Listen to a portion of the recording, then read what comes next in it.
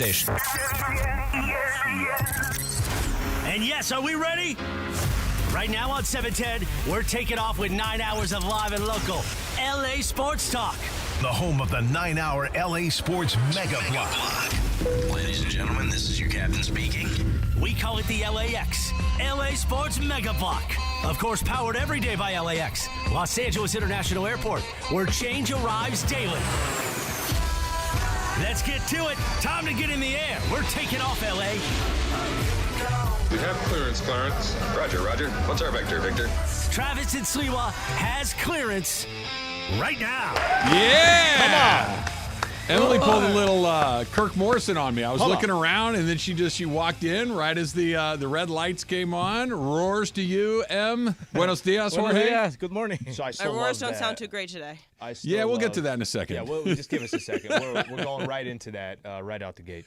I still love the Kirk Morrison story where you said that you're at the Rams game. The guy is never late. Never. But Once in 8 shows up. years. Well, he always shows up basically right at kickoff. He appears. He's like, you ever see that video? Remember Psy with the Gangnam Style, right? You see that video where like they shoot him out of the floor and he goes launches him into the air. I think Kirk's got one of those where he just all of a sudden they shoot him over the fence at SoFi and he lands and he's ready to go. And he's always like, "I'm never late, guys." Like, why are you so he worried? isn't. So he's never I've late. stopped worrying about 5 years ago. He's never late except for the one time that you said he thought the pregame was starting at one time, but it was starting at He another. thought and it we were happened to be starting the Raiders game. at 3:30. We were starting at 3:15. That's what and at about 3:14, because he's never late, we reached out like, "Hey, you here?" He's like, "I've got 16 minutes, don't I?" We're like, "No, you've got one." And I think he started to like run from wherever he was, and because when he got there, he was pretty sweated up. He's an athlete. Like he went Raider mode and busted it there, and he got there. Okay, that when you say that he never is late, what's his? Is it always 5 minutes before it starts? No, that's too much. It's between 3 and 0. Five, I'd be like, I think something had happened. that. Like his Uber had run some red lights or something. I don't know. He gets there very early. Emily, are you going to make it? You going to die on the air today? What's going to happen? I'm not gonna die on the air. I Okay. just I sound terrible. You don't My sound your nose, best. Is stuffed up, but I'm here and I'm full of energy. No, It's great. I give you all the credit in the world for muscling through and coming Fighter. in and She's a working. fighter. I deeply respect that, but you do sound like you're considering like this might be your last day with us. And it's funny sounding from you, who comes in and has zero voice too. So we're both just soldiering through, even though That's you right. probably tell us we should That's not. right. Don't worry, Greg will come in at 12:30 and go home. Oh yeah. Well, if he's gonna do it, he should do it now. Like if you're gonna get me out of here, get me out of here, The right? fact that he waited till the dump that one time to get you out of here. I'm like, he just did 3 hours. Now you want him out? As opposed to you might feel like it's going to get better. You thought, this is not going to get better. This is You're just gonna. This is what it is. I think it's going to be stasis. Hey, Trav, remember Lakers played Clippers a couple nights ago, and Kawhi misses like 3 minutes of the critical game. And Ty Lue after game, it's like, well, yeah, he's on a minutes restriction. I'm like, you played him 37 minutes. Now is when you're restricting him?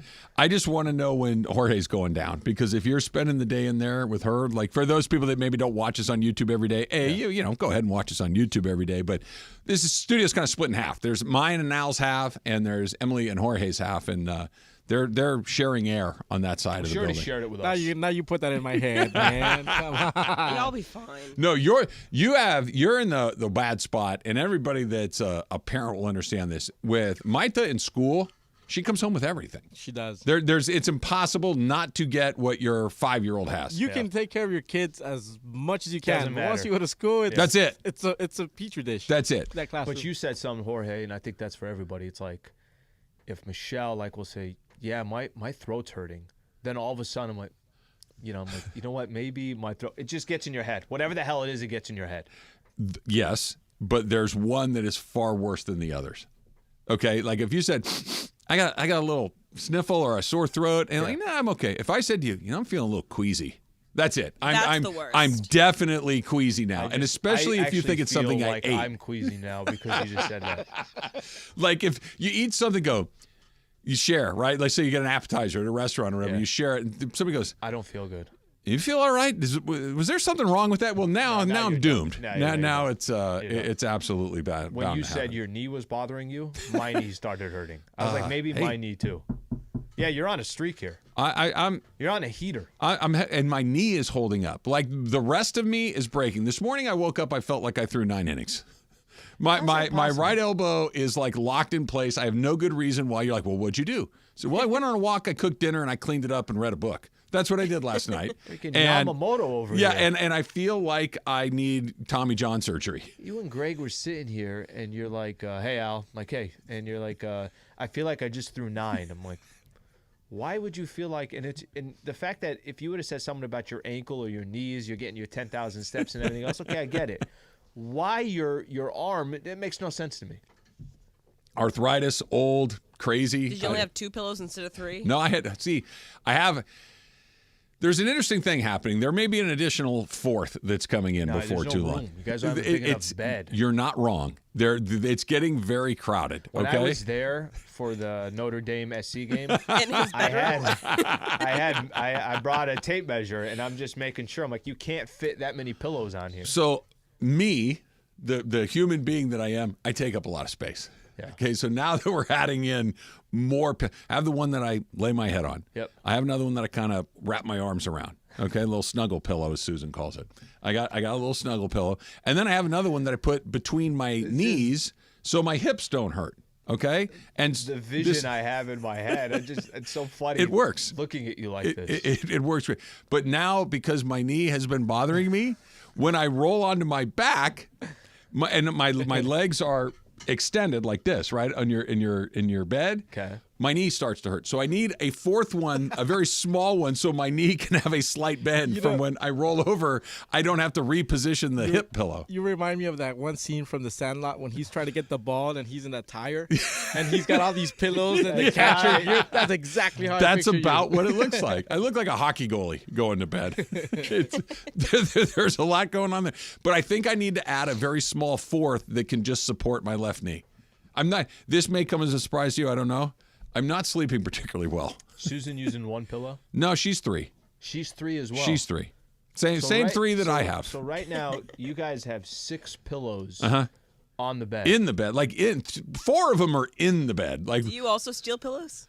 No, we have an agreement. One of the reasons that we've been happily married for 26 years is we don't mess with each other's pillows. She has hers, I have mine, and if you need another one, forever the two shall steal never from meet. the kids' bedrooms if they're not being used, things like that. Not only do this is the one for the head, this is the one for the snuggling, this is the one for the hips, and this is the one for the knee. I think They're this very is specific. A good time to promote. We have Ask Trav today, so.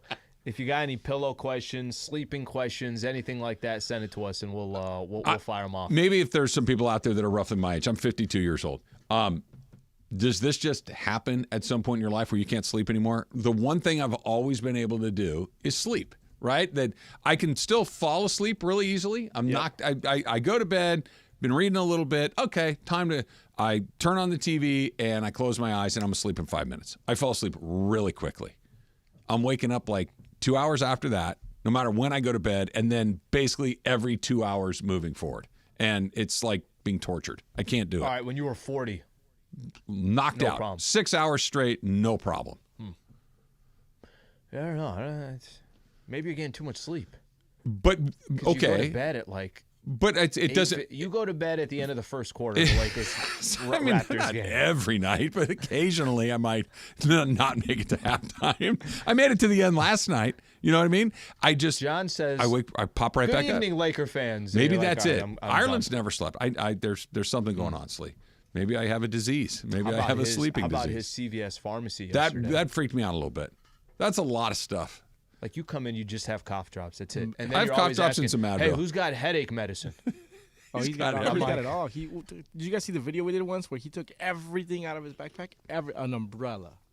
He took out an umbrella out of there. Okay, his backpack just in case. is Mary Poppins kind of stuff with lamp. Stuff. You guys are not Harry Potter people, right? Yeah. So there's a spell you can cast onto a bag or something where you can make it and have no bottom. And so one of the characters will always bring things out of her bag. I think that's what John's done with his bag. It's the Mary Poppins bag. If You know how you see people, you'll watch, or people will go camping and they're gone for like a week, Trav, like they're in Alaska or something, and they got these huge backpacks because literally their life is in this backpack. Yeah. John's backpack's so big. Like, I'm ready for him to pop out a tent. I'm ready for him to have like a lantern. I'm ready for him to have everything. Sleeping bag. He's got enough food for a week and a half. I think He's a the Boy lantern is my favorite. Like, if he just all of a sudden had, like those camping lanterns that are like, I don't know, a foot tall or whatever. Yeah. I like that. He He's should got definitely everything. have one of He's those. got a sword in there just in case he runs into a polar bear. This is just another reason I don't want to go camp. I got to carry all that stuff in. I got to That's a carry lot it of all weight. out. That's Yeah. a lot of stuff.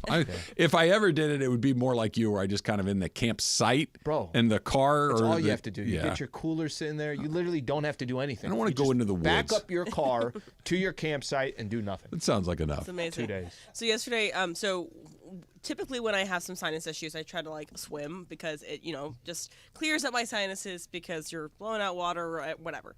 And so then I go into the CVS. Gonna need a afterwards. list of the pools that you're in when you're not feeling well. Just They just have in the off chemicals. chance that I am I near think one of those. Also, snot is like the least of your worries when you're thinking about I what's in think the you're right about a public that. pool. I don't do public pools, But as a rule. CVS, I went to CVS afterwards to get some like medications, and one, everything's locked up at CVS nowadays. I know that's because of theft, things like that, but everything's locked up. There was 2 workers. Cheez-Its, there's like 3 locks over there. Right. Like, Cheez-Its, So you guys. have to ask for assistance for anything you have to get. And so there's 2 guys working in this CVS, and it's a pretty big CVS.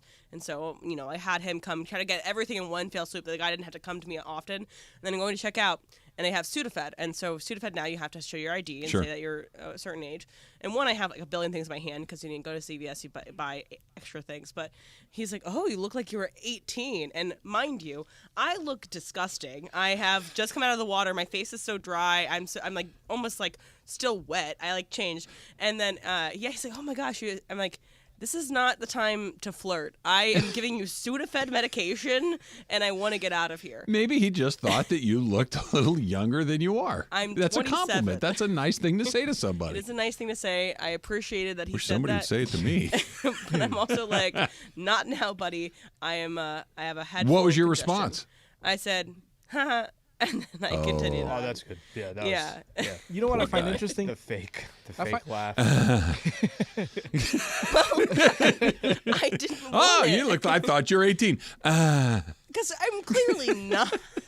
Okay, I Not get 8. that. You don't look like you're 18. But if you told me you're 20, I'd believe you. Can we go? Yeah, Can we ahead. go real quick to fake laughs for a quick second? Sometimes Michelle will give me a fake laugh. I'm like, then just don't laugh, okay? I clearly know it's not funny, and then she'll laugh At that. genuinely because. What does her fake laugh sound like? It's just like, I'm like, don't do that. Yeah, once you see it and the Yeah, I'm person like- that you're with, I'm you like- see it all the time. I'm Like, like, I used to have a. just don't acknowledge. Just say it was a bad joke. She's like, yeah, well, I don't want to be mean. I'm like, no, that's mean. Yeah, no, yeah, exactly. Now you're patronizing me. You know what I find interesting? That when your ID is expired, you can't buy meds, you can't buy alcohol. They should give you like a window, because you're gonna get it renewed eventually, right? They should give you a window. Yep. Like, okay, you have a- 3-year window. You have a month. No, at least a month, because it's gonna take you a day to go get it in, a couple weeks to get processed, and then once they mail it, it's about a month. You okay? 2 to 3 weeks, You right? don't have to convince me. Right. So then when you go to a bar, you gotta get meds. They check. It's not like my age expired with it. You feel me? Like I'm still. Yeah, right. I'm Maybe still you 40 reverted when- Benjamin Buttons Yeah. over here. That is- I'm still yeah. 35 or 36, 37. You know what I'm saying? Like, but just because my ID's expired doesn't mean I'm not that age anymore. We were flying to a friend of ours was getting married in Connecticut, and Susan went ahead of me.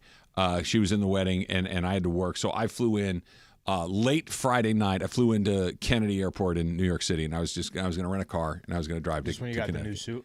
I think no. This was when I was still working like a real job, and I had suits. I had to wear suits. I had 3 suits at that point. None of those suits would not work anymore.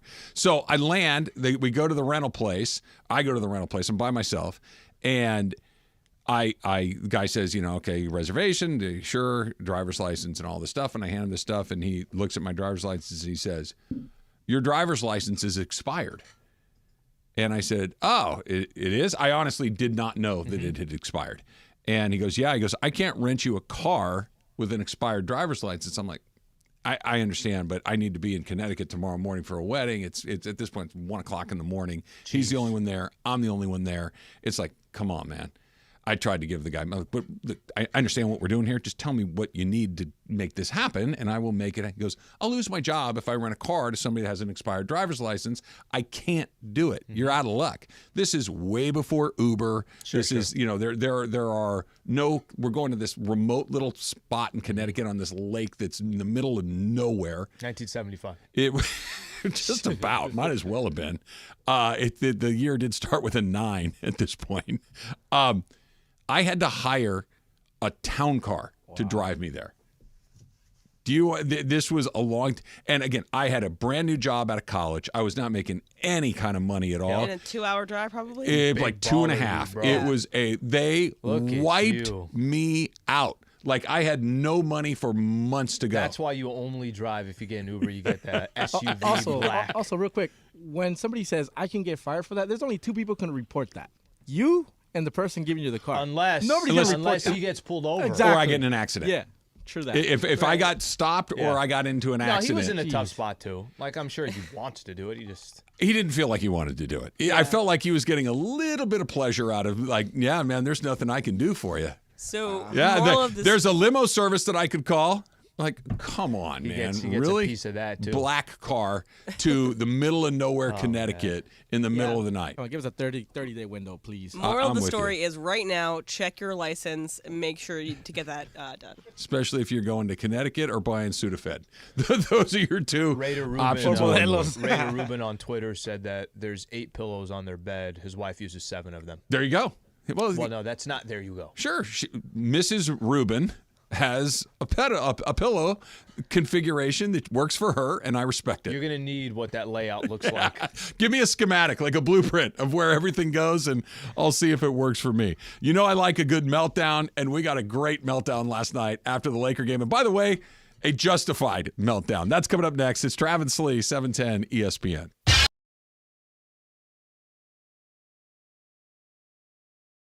The Genesis Invitational is coming here to Los Angeles. They're taking over Riviera from February 15th to the 18th, and you have a chance to win a spot in a dream foursome to play golf with me. Trust me, you're going to have a good time. I absolutely promise. That's coming up on January 22nd. Here's how you do it. You listen to our show. You're caller number 7. You win tickets, and you get a chance to be entered in that dream foursome. Riviera is the best spot in town. You want to be a part of that Genesis Invitational, genesisinvitational.com. Don't forget, listen to the Travis Slee Show starting at 10 a.m. every single day. You're going to have fun, I promise.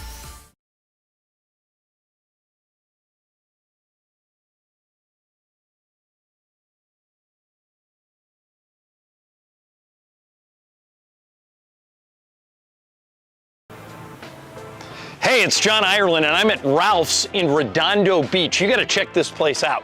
It's at 1413 Hawthorne Boulevard in Redondo Beach. And on January 15th, Mason and I are going to be here. Mason and Ireland, live remote with BBGO. Sasha Vujicic will be here, Derek Fisher will be here, and hopefully you'll be here too. It's all part of a big Lakers BBGO promotion. You can win BBGO, you can win Lakers swag, you even have a chance to win courtside seats. Don't miss it. Ralph's in Redondo Beach. This place is huge. Check it out. This may be the biggest supermarket I've ever seen.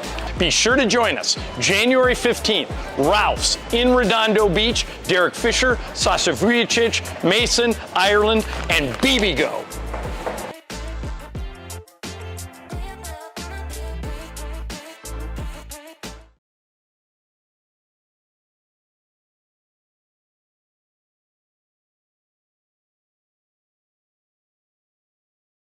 All right, guys, it's officially back. Fifth Row Fridays presented by BBGO. That's the official game day snack of the Lakers, by the way. And this is the best thing we give away. Fifth row seats to a Laker game. How many times do people come up to us and say, hey, give me Laker tickets? Yes. We don't have them. I don't even have them, but you can win them if you listen every day. And these seats are better than the seats that you and Michael have, right? 15 rows better. Yeah. Michael and I are like row 20. So here's how you win.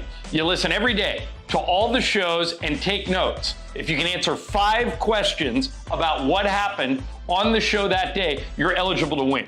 And don't forget, on Fridays, your chance to call in all 5 right answers, and you are in the fifth row at Crypto.com Arena for a Lakers game. For free!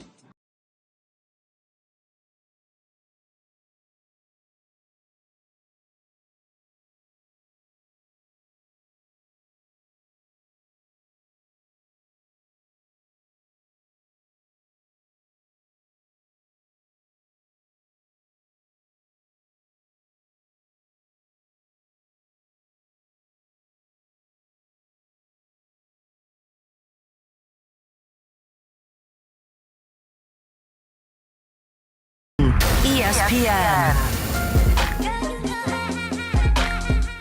It is that time of the year. It's not only playoff football sleeve that's going on, but we are closing in. There are playoffs going on. We're closing in on the big event at Riv. Your chance to play Riv as well. You're going to want to listen to me and Slee all week long for your chance to win tickets to Tigers tournament, the Genesis Invitational at Riviera Country Club, one of my favorite spots in the entire city. I love it. I look forward to it every single year. If you win, you will qualify to play in a Dream Foursome with me on Monday, January 22nd at Riviera. So if you're a golfer, a chance to play at Riviera, you know what that means. So keep listening for your chance on 710 ESPN. See, when I have an event like this, and I got Riviera coming up here in a couple of weeks or so. Yep. I use so I got to get out there. I got to practice a little bit. I got to go play a little bit. You know, I got to go out there and kind of knock some of this rust off. So when I go to Riviera, I can really enjoy it.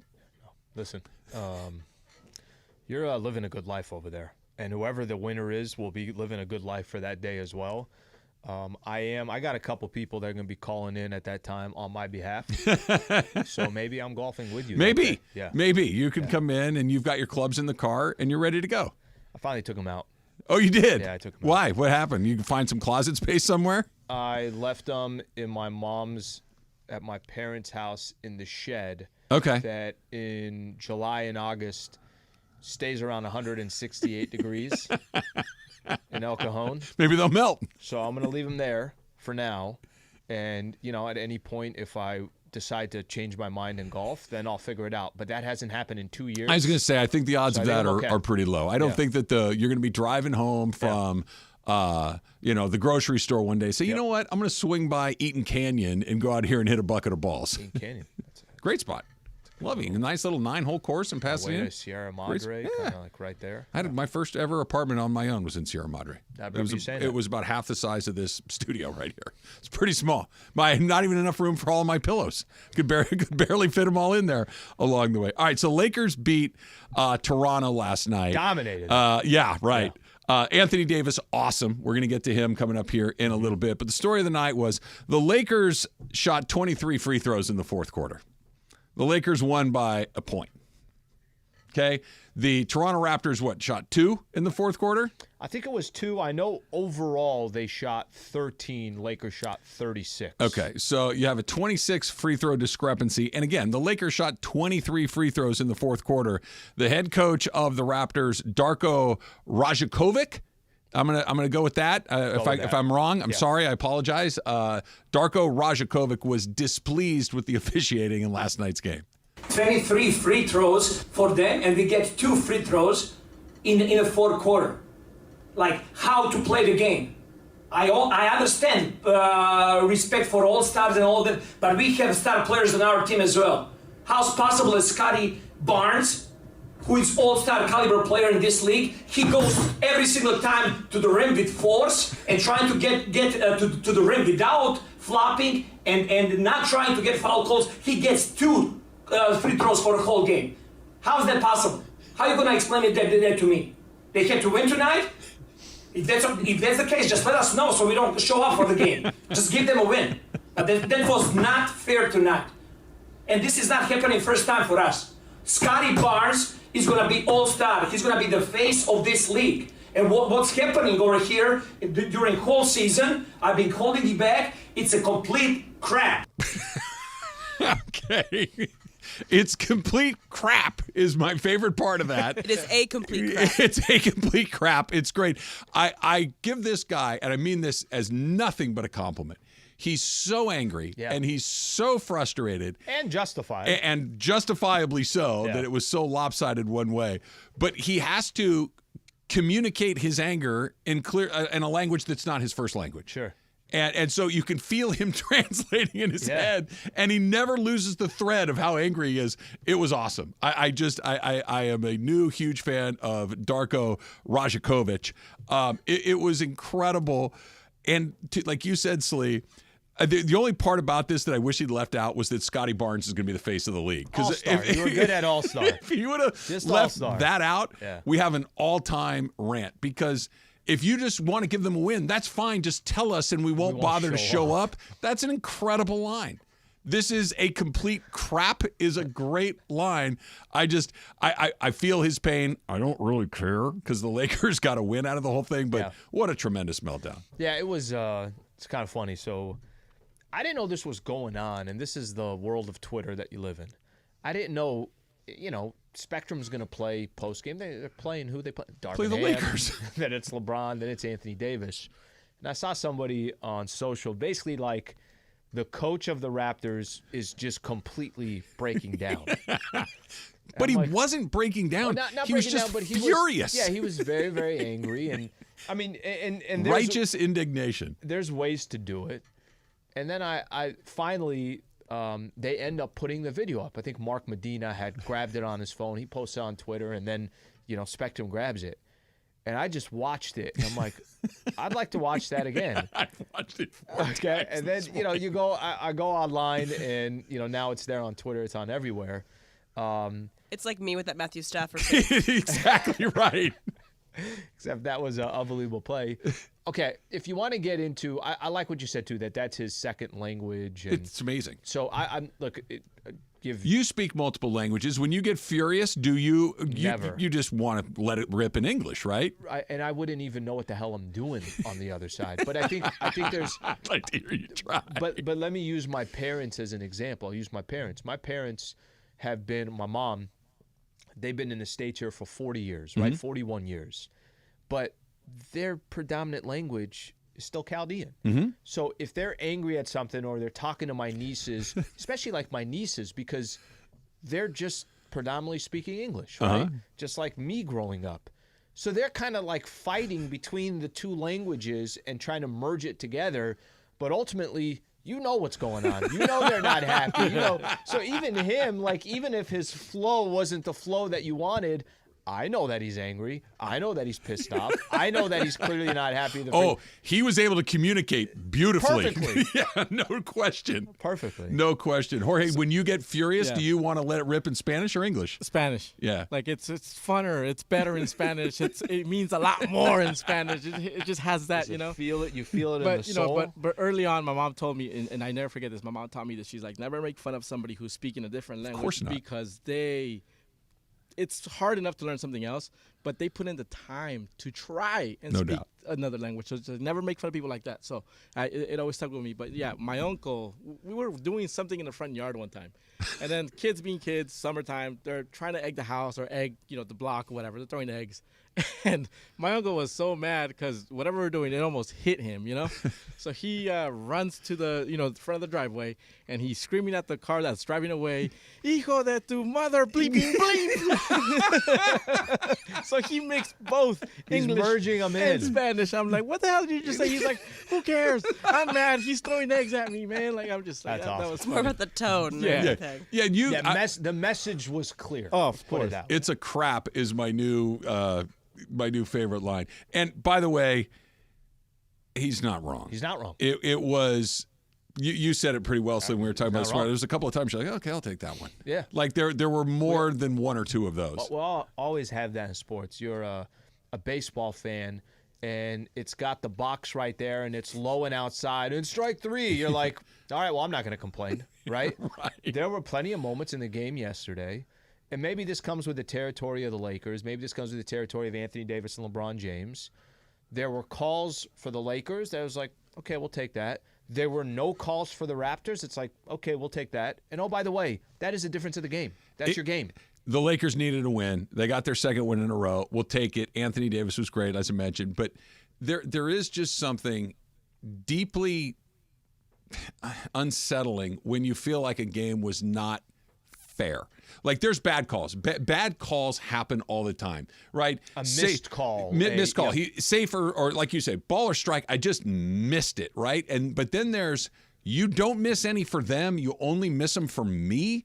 That's unfair. That goes from just, hey, this guy sucks at his job to this is not good. Like when you have umpires in baseball and both dugouts are screaming at the home plate umpire, at least you know the guy's fair. Yeah. He just sucks. We're talking about Angel Hernandez, obviously, because he's a bum. But when it's coming from both sides, you're like, okay, this guy's just having a terrible night, or it's Angel Hernandez. This was just, hey, this ain't right. You can't have Anthony Davis shot 11 free throws in the fourth quarter and made 11 of 11, and you win by 1 point?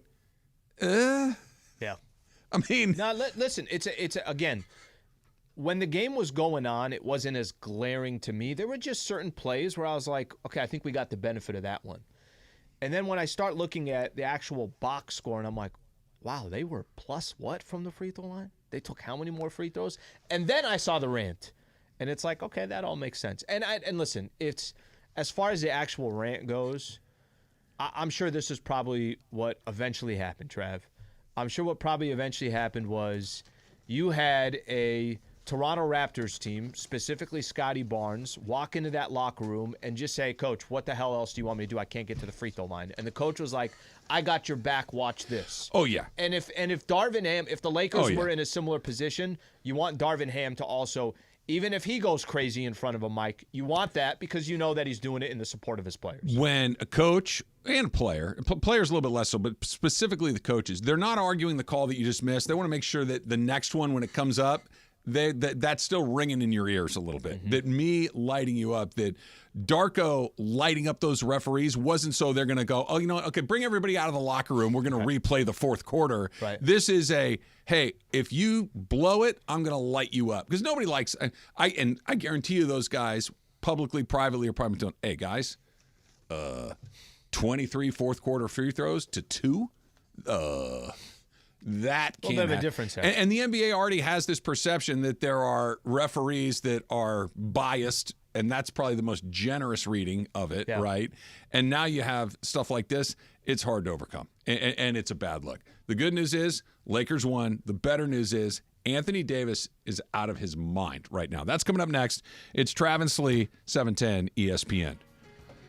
You know I like to have a couple of beers, Slee. You know that. Bud Light was brewed to be a delicious and easy-to-drink beer, even when the little things in life are hard, like when the game is going into overtime, but that means you have even more time to enjoy it, and a fresh Bud Light. Bud Light, easy to drink, easy to enjoy. Pick up Bud Light at your local retailer today. Enjoy responsibly. Anheuser-Busch Bud Light Beer, St. Louis, Missouri.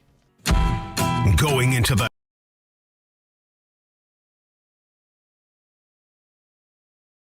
The Genesis Invitational is coming here to Los Angeles. They're taking over Riviera from February 15th to the 18th, and you have a chance to win a spot in a dream foursome to play golf with me. Trust me, you're going to have a good time. I absolutely promise. That's coming up on January 22nd. Here's how you do it. You listen to our show. You're caller number 7. You win tickets, and you get a chance to be entered in that dream foursome. Riviera is the best spot in town. You want to be a part of that Genesis Invitational, genesisinvitational.com. Don't forget, listen to the Travis Lee Show starting at 10 a.m. every single day. You're going to have fun, I promise. Hey, it's John Ireland, and I'm at Ralph's in Redondo Beach. You got to check this place out. It's at 1413 Hawthorne Boulevard in Redondo Beach. And on January 15th, Mason and I are going to be here. Mason and Ireland, live remote with BBGO. Sasha Vujicic will be here, Derek Fisher will be here, and hopefully you'll be here too. It's all part of a big Lakers BBGO promotion. You can win BBGO, you can win Lakers swag, you even have a chance to win courtside seats. Don't miss it. Ralph's in Redondo Beach. This place is huge. Check it out. This may be the biggest supermarket I've ever seen. Be sure to join us January 15th. Ralph's in Redondo Beach. Derek Fisher, Sasha Vujicic, Mason, Ireland, and BBGO.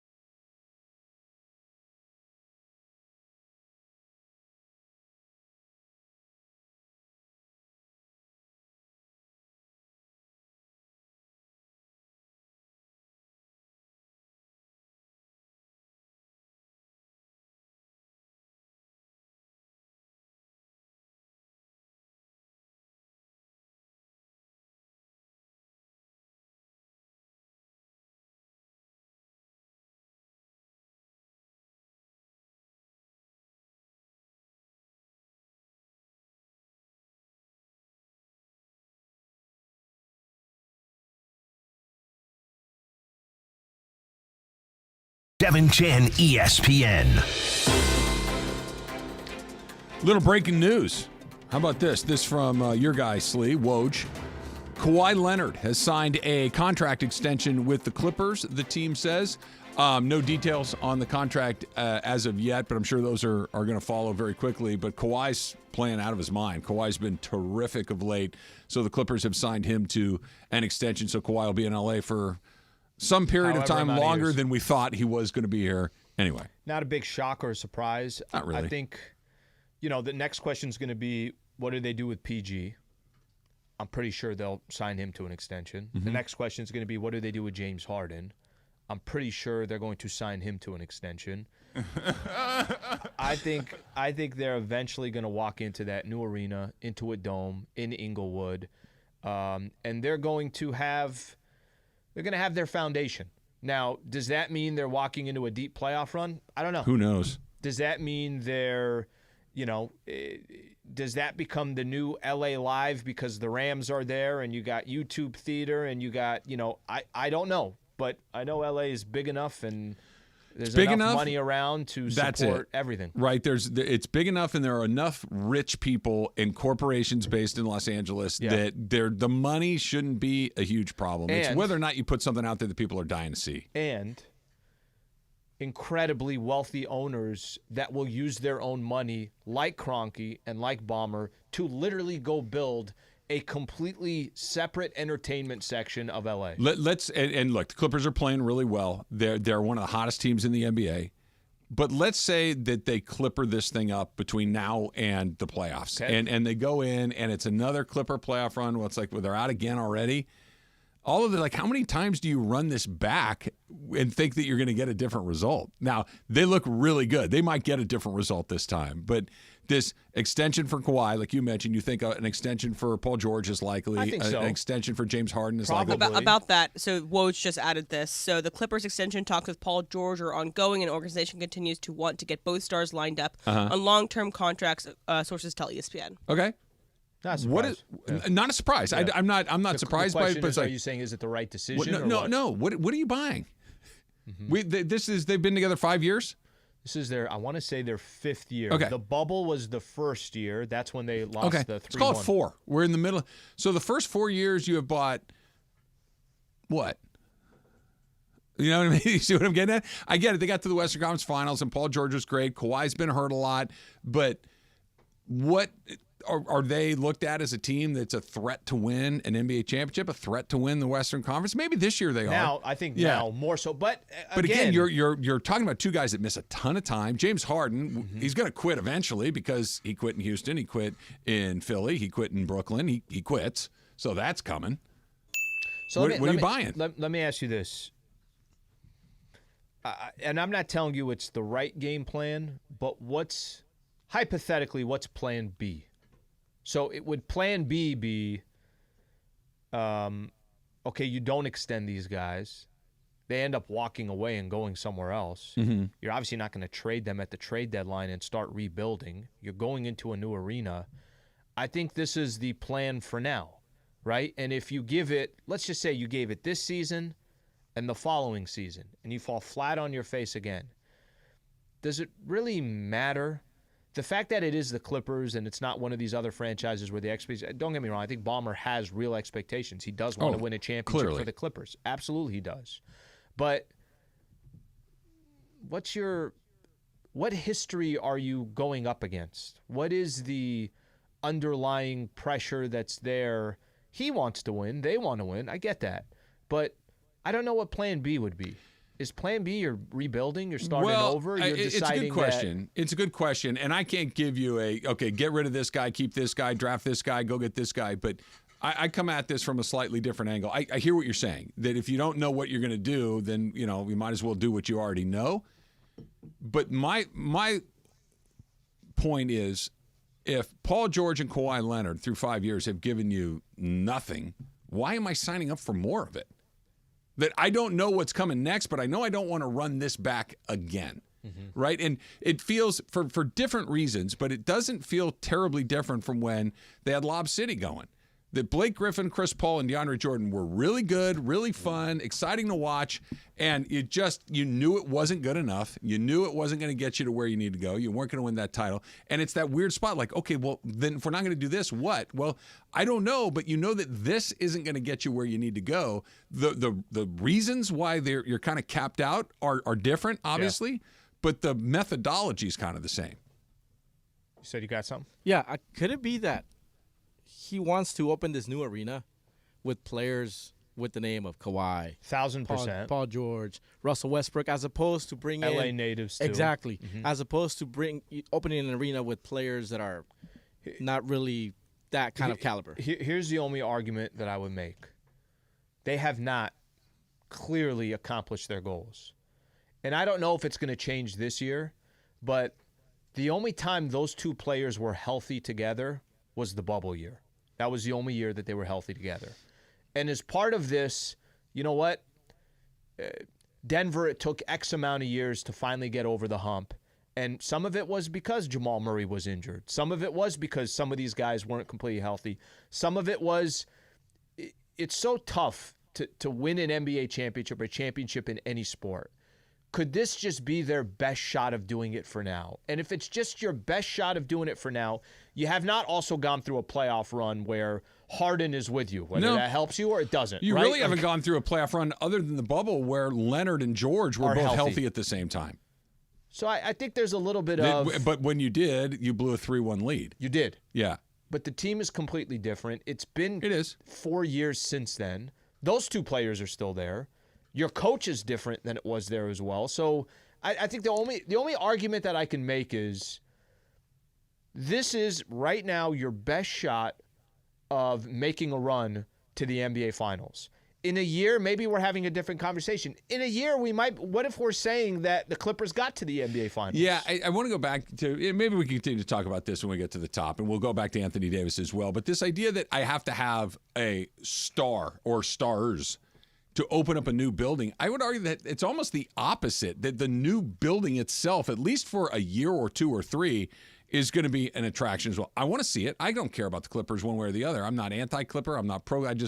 New building in LA? Yeah, I'd like to go see that. I want to go check it out. I want to go see what it looks like. That is, and now, look, you can't be lousy forever and just say, come check out the new place. But at the beginning, I think you can. You can, but they have players, right? Like they're also... Steve Ballmer is saying, well, I want both. I want to... You want to host a playoff series there, or you're playing a ton of games there. That makes more sense. I want my own. I could plant my own flag. This is our stadium. I'm not sharing colors with the Lakers. I don't have to hide their banners. But like, is somebody racing to Intuit to go see Paul George? I don't think so. To go see Kawhi Leonard? If you haven't seen him by now, you don't care. Can I tell you something funny? They were playing the Suns a couple nights ago. So... you could watch Devin Booker, Kevin Durant, Kawhi Leonard, this, that. Go down the list of all these players. And I'm with you. It wasn't that interesting to me. And I couldn't figure out why it wasn't that interesting to me, but it wasn't. Yeah. And maybe it's because we're in December or January. Could be. Maybe when you get – because I know I'm going to be – as we get a little bit closer to the playoffs, I know I will be watching those games. But I'll throw this out there. Like, if you all of a sudden had Anthony Edwards, and you're opening a building, okay – I haven't got a chance to see this guy. Let's go. I want to see it. But if you're a Kawhi Leonard, Paul George fan, even a James Harden fan who's been in the league forever and ever, I got a chance to see those guys. That's not like a new thing that I have to see. No, it's not Shai Gilgeous. Also, you guys said that they blew a 3-1 lead in the bubble, right? Mm-hmm. But then Lou Williams, who was playing for the Clippers at the time, on the All the Smoke podcast said that hey, nobody was going to believe us. Nobody was going to care about this one, so they gave up on it. Well, they gave up on the easy to say after you got knocked out. Exactly. I would have loved to have heard like that 3 years later. Yeah. Tell me that before. Hey, nobody cares about this one. We're checking out. Okay, cool. But afterwards, not so much. Are we doing me? Ask Travis next? Ask Travis coming up, guys. All right, send him to Slee, send him to M, send him to Jorge, at Alan Sliwa, at Emily Hebel, at JabCam LA. It's coming up next. It's Travis Slee, 710 ESPN. If you want to see stars, go to Rotolo Chevrolet, because they are the star of Chevrolet dealerships. 13 years in a row, they've won Dealer of the Year at Rotolo Chevrolet. I was watching the game last night, just Rotolo. You see Mike Capozio, he's dancing, he's having a great time. They're showing you all the unbelievable cars. Go see for yourself what's going on out there, because the selection, incredible. The pricing, incredible. The customer service, You're not going to believe it. I bought a car from Rotolo myself. I've gone through the process myself. And from the moment you walk on the lot to the moment you have that new car or truck from Chevy, you're going to feel great about what's going on. Courteous, transparent, upfront. Go see for yourself. Rotolo Chevrolet, right off the 210 freeway, Sierra Avenue exit. You can't miss it. Every Silverado you can imagine is right there. RotoloChevy.com, ROTOLO, RotoloChevy.com, and tell them that Travis sent you.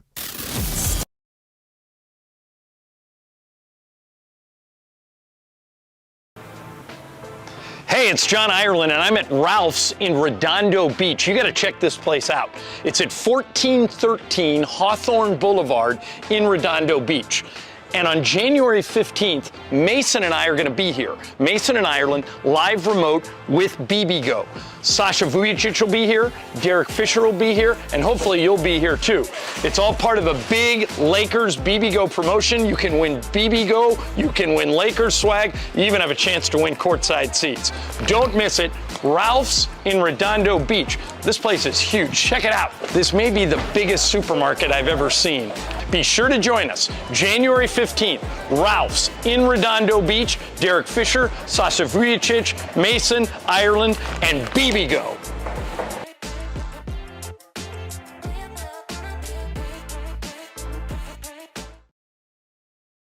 The Genesis Invitational is coming here to Los Angeles. They're taking over Riviera from February 15th to the 18th, and you have a chance to win a spot in a dream foursome to play golf with me. Trust me, you're going to have a good time. I absolutely promise. That's coming up on January 22nd. Here's how you do it. You listen to our show. You're caller number 7. You win tickets, and you get a chance to be entered in that dream foursome. Riviera is the best spot in town. You want to be a part of that Genesis Invitational, genesisinvitational.com. Don't forget, listen to the Travis Lee Show starting at 10 a.m. every single day. You're going to have fun, I promise.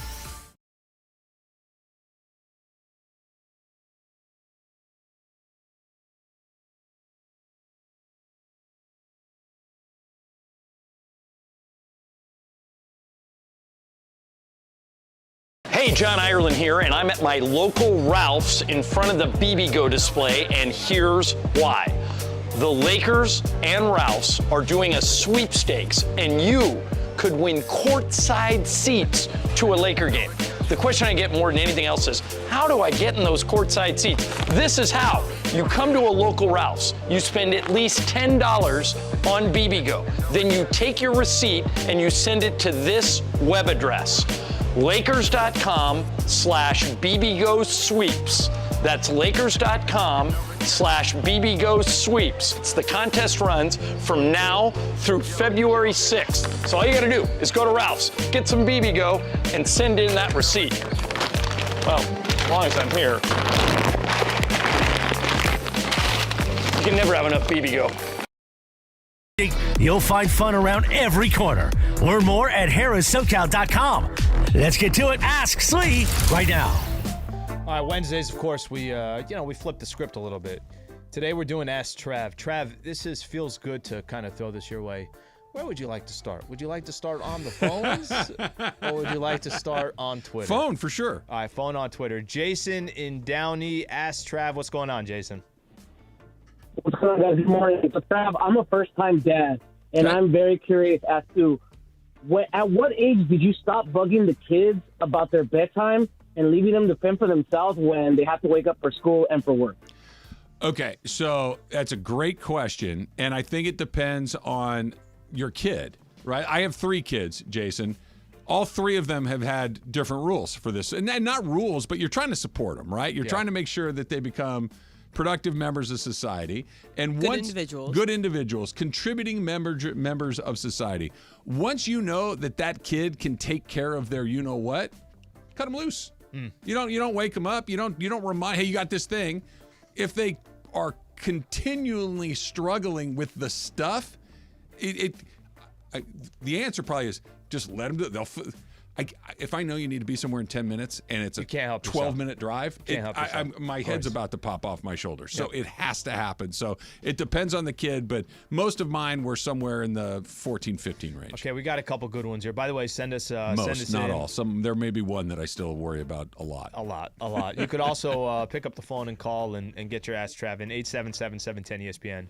John in Huntington Beach of Fullerton. Really, I know you're surprised that he was going to be a part of this. Shocked. When was the last time you took your shirt off in public? See, John's a bad guy.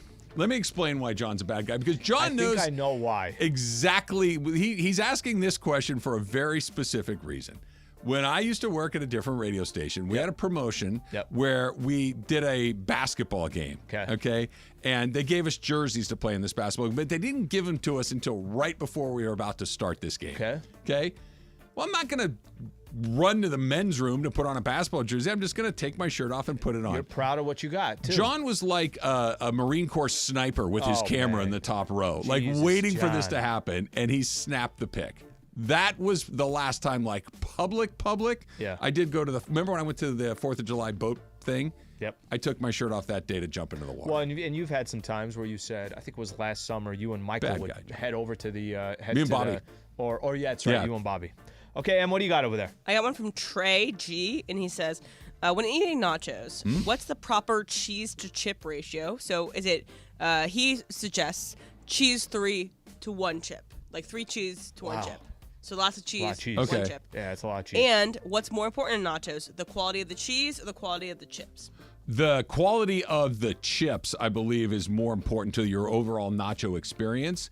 I'm assuming we're talking like ballpark nachos, right? Just like your most traditional, not like bar nachos that have all the really good stuff on it. Not loaded nachos, The proper ratio for your cheese to your chips is so you have enough cheese for all of your chips. Like the last thing you want to do is go heavy with a couple of scoops early. And then it's done. And then you got half of a bowl of chips left and no cheese, right?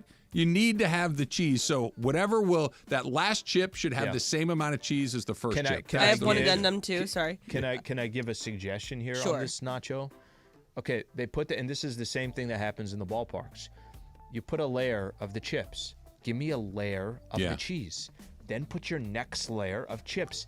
That would be great. Then give me your next layer of cheese. Instead, and sometimes they'll let you do that. Like if you're at a they're place going that has chips it. like this, and then just a little. I'm like, what are we doing? Then you got to scrape it off with another chip. There's a lot going on. Design your perfect restaurant nachos. Like, what is Travis's perfect loaded nachos? It's got grilled chicken on it. It's got obviously the cheese. We're going to do a little green onions. We're going to do jalapenos. A little bit of sour cream, not too much. Some guacamole on there as well. I wouldn't even mind if we throw a few black beans on there. Right? That's not a bad way to do it. If we want to just a handful or maybe a small handful of some sliced olives on there, that's not the end of the world. And then sour cream, a very small amount, a little bit. And I want onions. Whether it's sliced green onions or red onions or something, I'm going to need sliced green. A big scoopful of pico de gallo right on the top. Jorge, what do you got over there? All right, this one's How'd from. I do, Jorge? No, that's my mouth is wide. I was just going to say the details. I'm like, man. Some carnitas on it instead of chicken might be better. Yeah. Great. Yeah, so I'm going to skip this. I had a different one in mind, but I'm going to skip it. So I'm going with Andrew G. Assuming that we go to a place that sells tacos and burritos, he says tacos or a burrito when you go out to eat. Assuming that we go to a place that has both. Lunch or dinner? Because the answer is for lunch, I'm going to do the tacos. Right? Because a little bit less tortilla in the middle of the day is probably something I want. At the end of the day, when I'm just going to eat a giant-ass burrito and then call it a night, let's go. Good night. Okay, burritos at night, Let tacos me explain at something day. to you guys. You guys know why they give you 2 tortillas in a taco sometimes? Yeah, because it turns into 2 tacos when all the stuff falls out. Exactly. Yeah. By the way, and the bites are much better when you take that one tortilla off, because then it's too much bread. Let that thing sit there. Everything that falls, you got another taco waiting for you right there. Oh, good stuff. Let's take another one on the phones here. Ploss in Commerce. What's going on, Ploss? Hey, what's going on, guys? Hey, this is for Trav. You say starting your Pokemon journey. Who are you choosing to start off the journey? Pikachu, Squirtle, Charizard, Charmander, or Bulbasaur? Oh, Pikachu. I mean, this is a no-brainer, right? Why Pikachu? It's because it's the only one I know. I wanted you to make up some sort of because he told me what this question was, and I was like, he knows nothing about Pokemon. My kids had a brief Pokemon phase, and what was the game on your phone? Pokemon Go? Yeah. Right? They all did that very briefly as well. And I know that the Pikachu, yes? Pikachu was the hard one to find, I think. I don't know. But Pikachu's the answer because it's the only one I can say confidently actually exists in that universe. Yeah. Time one more? Yeah. Do your thing. Alex Oliden. I'm sorry if I'm messing up your last name. Travis, would you rather catch an Ohtani home run ball or watch him throw a no-hitter? No-hitter. Really? No question. Then own a ball that he hit. Yeah. Really? Yeah. I was What surprised. if he could sign it? What if he could sign it? No sign. Give me your reasoning. No, because I'm not a souvenir guy. You know what I mean? Like, cool. Yeah, So Tawny. but I get it. And What if it's his first home run as a Dodger? That'd be cool. But I've gone, I don't know how many hundreds of baseball games I've been to. I've seen one no-hitter, and it was just random-ass luck, and it was a guy that wasn't a great pitcher. It was Kent Merker, right? I've told the story before for the Atlanta Braves. He threw it against the Dodgers here at Dodger Stadium, and it was cool to see.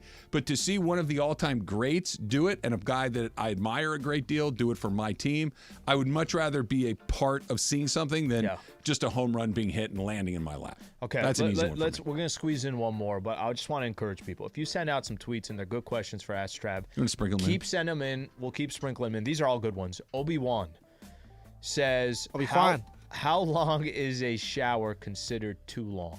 Anything past 10 minutes, come on, man, let's go. Yeah. Come on. Well, for us. No, for anybody. There's nothing. I will give ladies a little bit more 15. because give them 15. Because if they need to shave their legs or whatever it is, they have more grooming that needs to be taking place in a shower typically than a man. Yeah. The proper amount is 5. 10 is fine. Beyond 10, you're doing it wrong. Yeah, Trav's in the military. He's basically, you got to get in and out If you have more than one product, you're wrong. My entire shower routine is done strictly for function. Yeah. Right? It is not there. I'm not luxuriating in my shower. It's not something that I'm like, Calgon, take me away. It's not what it is. The amount of products that I have. Yeah. 10 minutes tops. Or if you're a 14-year-old boy, 45. For a different reason. Good work today. I'm with you, man. Good work. We will sprinkle in more of them, so continue to send them I in. want nachos is what I want. That's what I want to have happen. Anthony Davis was awesome last night. We give him a lot of grief. Yep. Not right now. He deserves his flowers. That's next. It's Travis Lee, 710.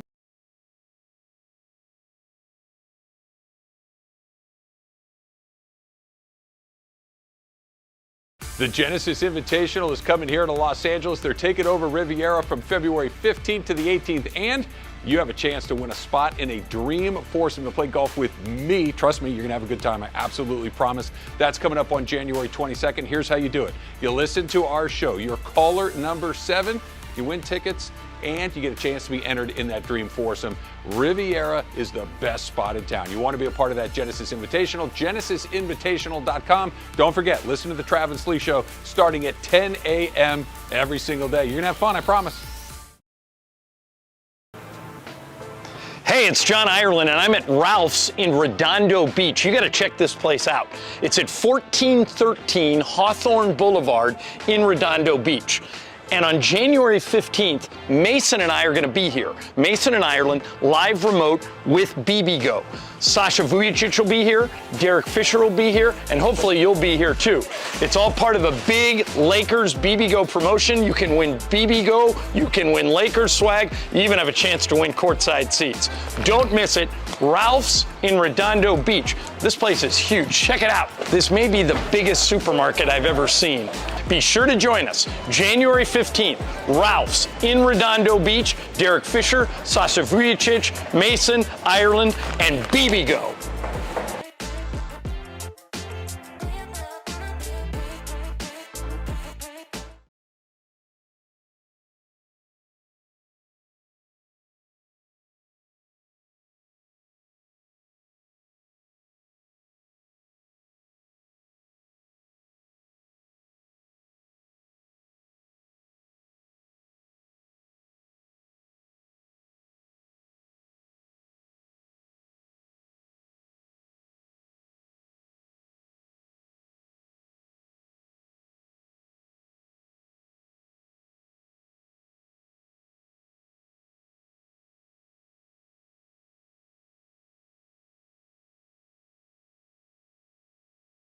Nachos right now.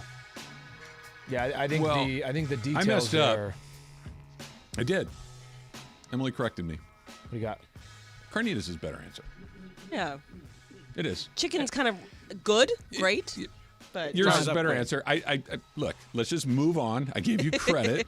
You were right about that, and I would like to change.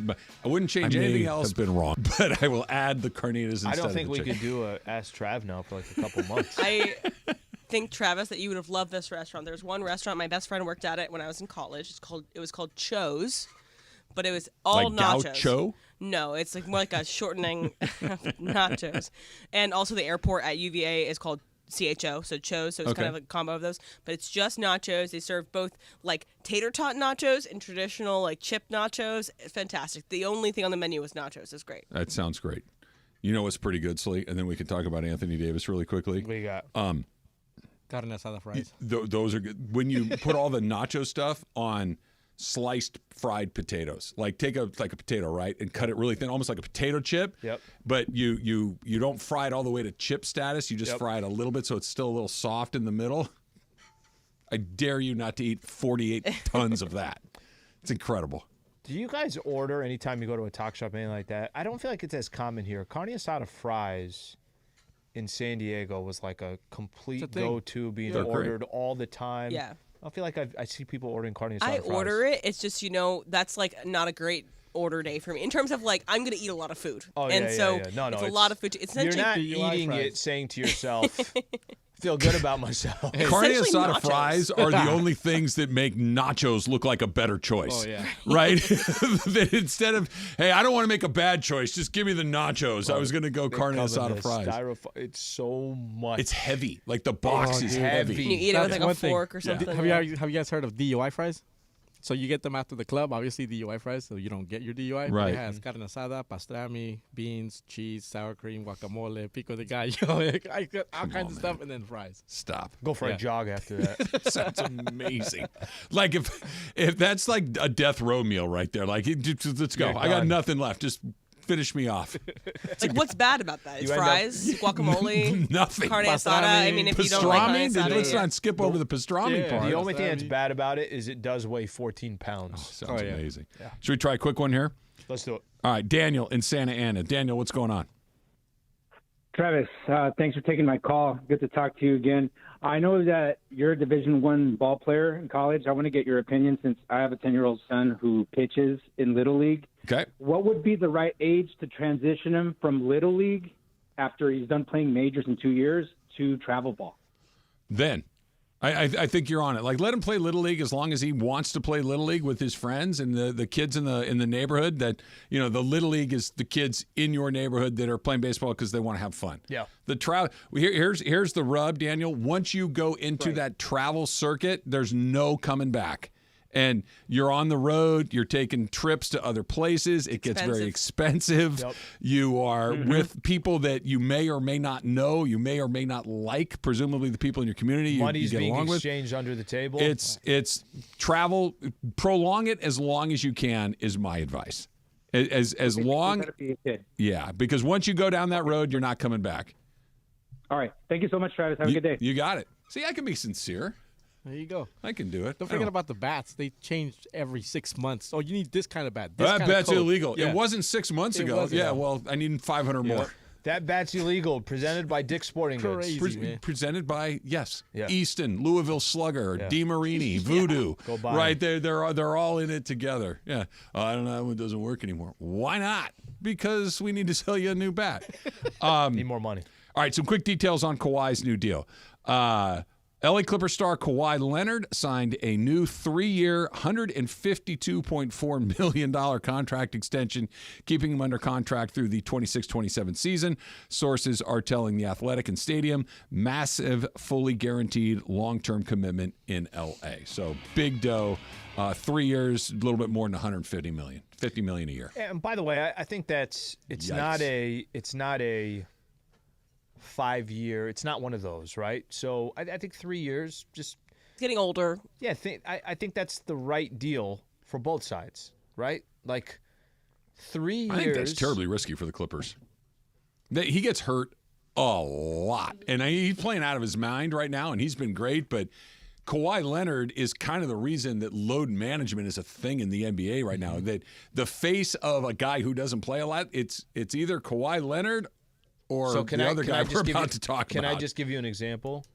let's say in 2 years they decide we're going to move that deal. The risk that you're talking about, I think that for 3 years, even if you only used him for 2 years, it's the final year of his contract. That contract can't if be that's moved. how it goes, sure. I'm But just what using if the that next, as an example. What if the of, next 3 are like the last 2? Mm-hmm. You're not even playing. I mean, he's a terrific player, but he gets hurt all the time. So would you not have signed him to an extension? I think you're stuck. That's the only thing I'm saying. Like, I don't think anybody's looking at it and saying the way it works. If he plays like he's been playing this season, then you're all good. Or if you decided not to do it and he never plays, you're all good. But otherwise, you're crossing your fingers and hoping for the best. Which brings us to Anthony Davis. We give him. I shouldn't even say we. Travis, give him a ton of for missing games, for getting knocked over all the time, for frequently having nights where you forget he's out there and he's a non-factor, et cetera, et cetera. Anthony Davis has been MVP level good all season long. Anthony Davis has been available all season long. And when we're going to give a guy a hard time for not being available, you're going to give a guy a hard time for disappearing in big moments, give the guy some credit for being as good as anybody else in the NBA through roughly the halfway point of the season. Anthony Davis has been terrific all season long, and last night they won the game because Anthony Davis was terrific. It's not fair, but this is how it is. This is how not just sports works. When things are going well, the volume's not that high. When things are not going well, you crank up the volume to 10 or whatever the case is. I think I've heard somebody say this, that if you go to a restaurant and you really like the food and you really like the experience, you tell one person. If you go to a restaurant, you didn't like the food or you didn't like the experience, you tell 9 or 10 people. Mm-hmm. That's just typically, unfortunately, how it goes. I think with Anthony Davis, the less that we've heard about him this year means something obviously has got to be going on that's a positive. Because when things aren't going good, local talk shows, national talk shows, TV, radio, it doesn't matter. Everybody's talking about Anthony Davis. This year, and I'm going to play out a little bit off of what you just said. If the Lakers were, let's say they were exactly what we expected them to be before the season started. Better than this. Let's just say they're top 4 in the Western Conference. Sure. Nothing crazy. You don't have to have the best record in the West, but they're top 4 in the West. And they're 8-9 games over 500, something like that, which isn't a crazy stretch. That's what most people thought they would be before the season started. Then there would be legitimate conversations. I'm not telling you he'd be the lead candidate, but there would be legitimate conversations about Anthony Davis as an MVP. There'd be yesterday, end of the game, crowd is chanting MVP for Anthony Davis. I get it. They do that for Austin Reeves. They do it for other players as well. I understand Russell. that. I understand that that's something that's used loosely. Sure. But it wasn't last night. That was accurate. a Laker fan base that was appreciating somebody that's missed 2 games all year long. That last night specifically, and we're not talking about just last night, but if I just kind of narrow into last night, was 11 for 11 from the free throw line. Was, I think, 11 for 15 from the field. Had the defensive play on one side to block Scotty Barnes that set up the Lakers on the offensive end, where AD got more buckets on the other end. I think what he's doing on both sides of the ball, he is no question about it an MVP candidate this year. Here's the problem. They're not good enough. Yeah, they're 500. The team's not good enough to support a player what he's doing individually. There's a point where I think every great athlete is trying to get to, and very, very few accomplish it. Messi, Tiger Woods, LeBron James, Magic Johnson, Kobe Bryant, Tom Brady, right? These sorts of guys. That when they're transcendently good, you're not even a little surprised. Right? That when Messi goes out there and does the thing, you're like, well, yeah, that's what he does. When Tiger makes the shot, you're like, well, of course, it's Tiger. Kobe. Freaking Tiger Woods. Right. That's what you're saying. Right. Yep. It's like, he did it again. Yep. And it's exciting, but it's not surprising. It's the next level down is, a guy can get there and frequently is awesome. That's kind of where Anthony Davis has been, right? Where you're frequently awesome, but you're also just frequently enough not awesome that when it happens, you're like, Hey, that was wow, awesome.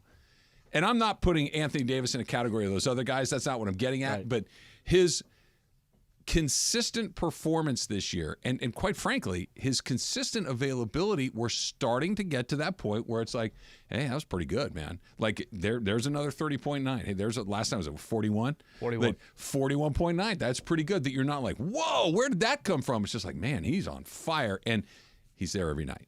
And we're starting to get to that, and I'm crossing fingers, toes, and everything else that his consistent level of very, very good is not surprising anymore, and that's a really good sign. That means that you're around all the time. That means that you're hitting that target all the time. And now the next step is do it in the postseason, do it in a championship setting. But this is since the bubble, really, where we've seen him, and a great night from him is no more. Hey, did you see AD last night? It's like, yeah, was AD good again? Yeah, really good. That's that next step. Prior to this level that he's at right now, we used to look at him as if he went down, I hope he gets up. Cross your fingers. Hopefully he's not hurt. Hopefully his knees or his ankle, whatever it is. That was the way we looked at it. We didn't look at it. Have you turned the page on that? Still, when he goes down, I'm still kind of like, oh man, I hope he gets up. So you're right. There's a perception. There's a perception that's been built, especially, last year's playoff run. Use it as an example. You hold your breath anytime something happens. No doubt. To start this year, and let's not pretend. I mean, Lakers are 38 games in. 20 games ago, you don't feel you should feel a little bit different. Now, what that means moving forward, we'll have to wait and see. But 20 games ago, we're still waiting for where's the bad game. Of course. 20 games ago, we're still saying, I just hope that it's not even – it's how many games is Anthony Davis going to miss? And by the way, there are a lot of good players that miss games, but AD right now is on pace – to play 75 games plus this year. He's on pace to get 75 games I'm glad you plus. said that out, because if I would have told you, when does the season start, like the first week in October? Right? Something like that. Okay. Yeah. If I would have told you October 1st, Anthony Davis is going to play in 72 games this year, what would you have responded? I think we already did this. Okay. I think we did something that I think the number was 60. And I think we said for Braun and Anthony Davis, would you take 60 right now? And I said yes. Of course, maybe even take 55 or 58, right? 70 seemed like a pipe dream. Well, he's on pace to play more than 70. And look, we'll see. It's half the season. But of course, got a long way to go. What felt absurd at the beginning of the season, at the halfway point of the season, doesn't. That's what I'm getting at with him. It's not just that he had a really good night last night, which he's Anthony Davis. He's going to have a ton of really good nights. But it's the consistency of, A, just availability, and B, performance that feels like we're creeping back up into that. That's just one of the best players in the league. Why are we surprised when he has a great night? We're not anymore. That's one of the, pick your number, 5, 8, 10, 12 best guys in the league, and no one's going to go, no, he's like, oh, yeah, absolutely he is. I don't know if it changed anything for you, and we do this coming back, but you had mentioned as far as – is your tune changing a little bit of how you feel of life after LeBron James because of Anthony Davis? I think I think it's changing for me. So we could do that coming up next. Stay right here. Travis and Sliwa Show 7. Being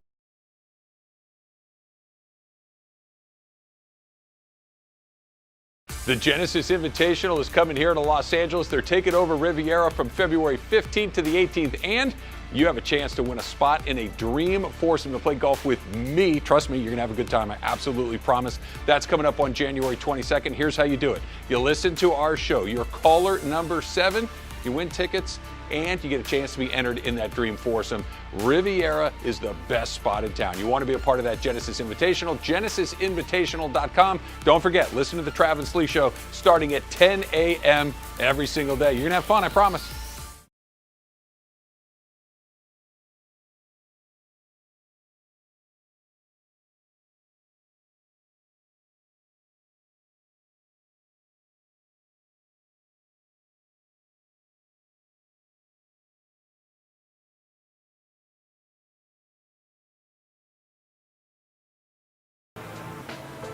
Hey, it's John Ireland, and I'm at Ralph's in Redondo Beach. You got to check this place out. It's at 1413 Hawthorne Boulevard in Redondo Beach. And on January 15th, Mason and I are going to be here. Mason in Ireland, live remote with BBGO. Sasha Vujacic will be here, Derek Fisher will be here, and hopefully you'll be here too. It's all part of a big Lakers BBGO promotion. You can win BBGO, you can win Lakers swag, you even have a chance to win courtside seats. Don't miss it. Ralph's in Redondo Beach. This place is huge. Check it out. This may be the biggest supermarket I've ever seen. Be sure to join us January 15th. Ralph's in Redondo Beach. Derek Fisher, Sasha Vujacic, Mason, Ireland, and BBGO.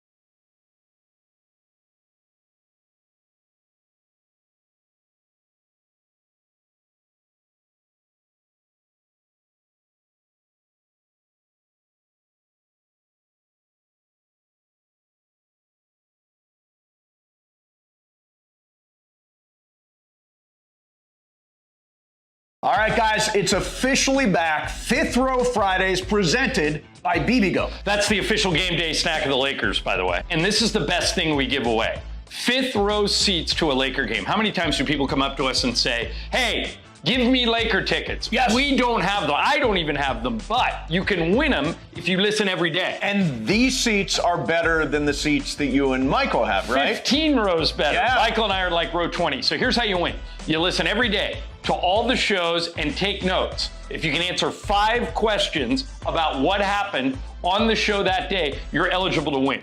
And don't forget, on Fridays, your chance to call in all 5 right answers, and you are in the fifth row at Crypto.com Arena for a Lakers game. For free!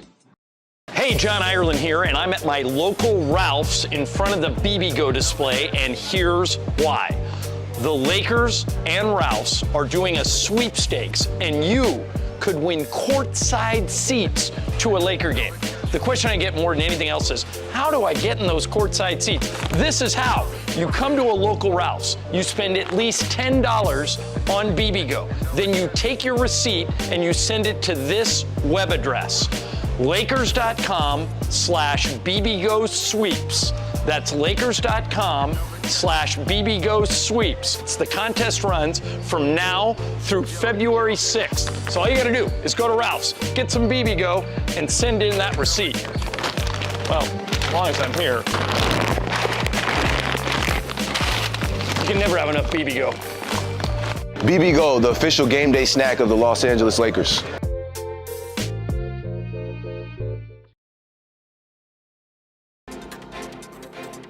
Lot going on today. We talked about the Kawhi Leonard extension a minute ago, and this is a big, big surprise. At least it is to me, Slee. You tell me. This is Adam Schefter via Twitter. A shocker in Seattle. Pete Carroll is expected to be out as the Seahawks head coach, per sources. He could still remain in the organization, but not as head coach. Pete Carroll, been in Seattle for 14 seasons. He won 137 games. He only lost 89.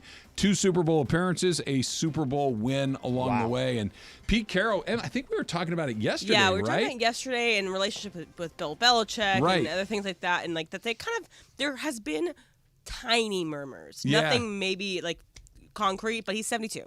72 years old, and yeah. it just felt like there were a couple of guys that were like, okay, they're made guys. Belichick, Reed, Tomlin, Carroll felt Right. like one of those guys. That to they me. decide what they do. Right, McVay is certainly one of those guys, but Pete Carroll out. I'm genuinely. I know he's an older guy, but And he's what did you incredibly. expect of the Seahawks? Like they don't have a great quarterback, and Right. they were not. No, they listen, barely missed the playoffs. Nobody was expecting them to make noise, and it's funny. Think about this, and we'll look at this. Just try to twist it to an LA perspective, but the Chargers are walking into an offseason without a head coach, and think of the market of different names that are out there.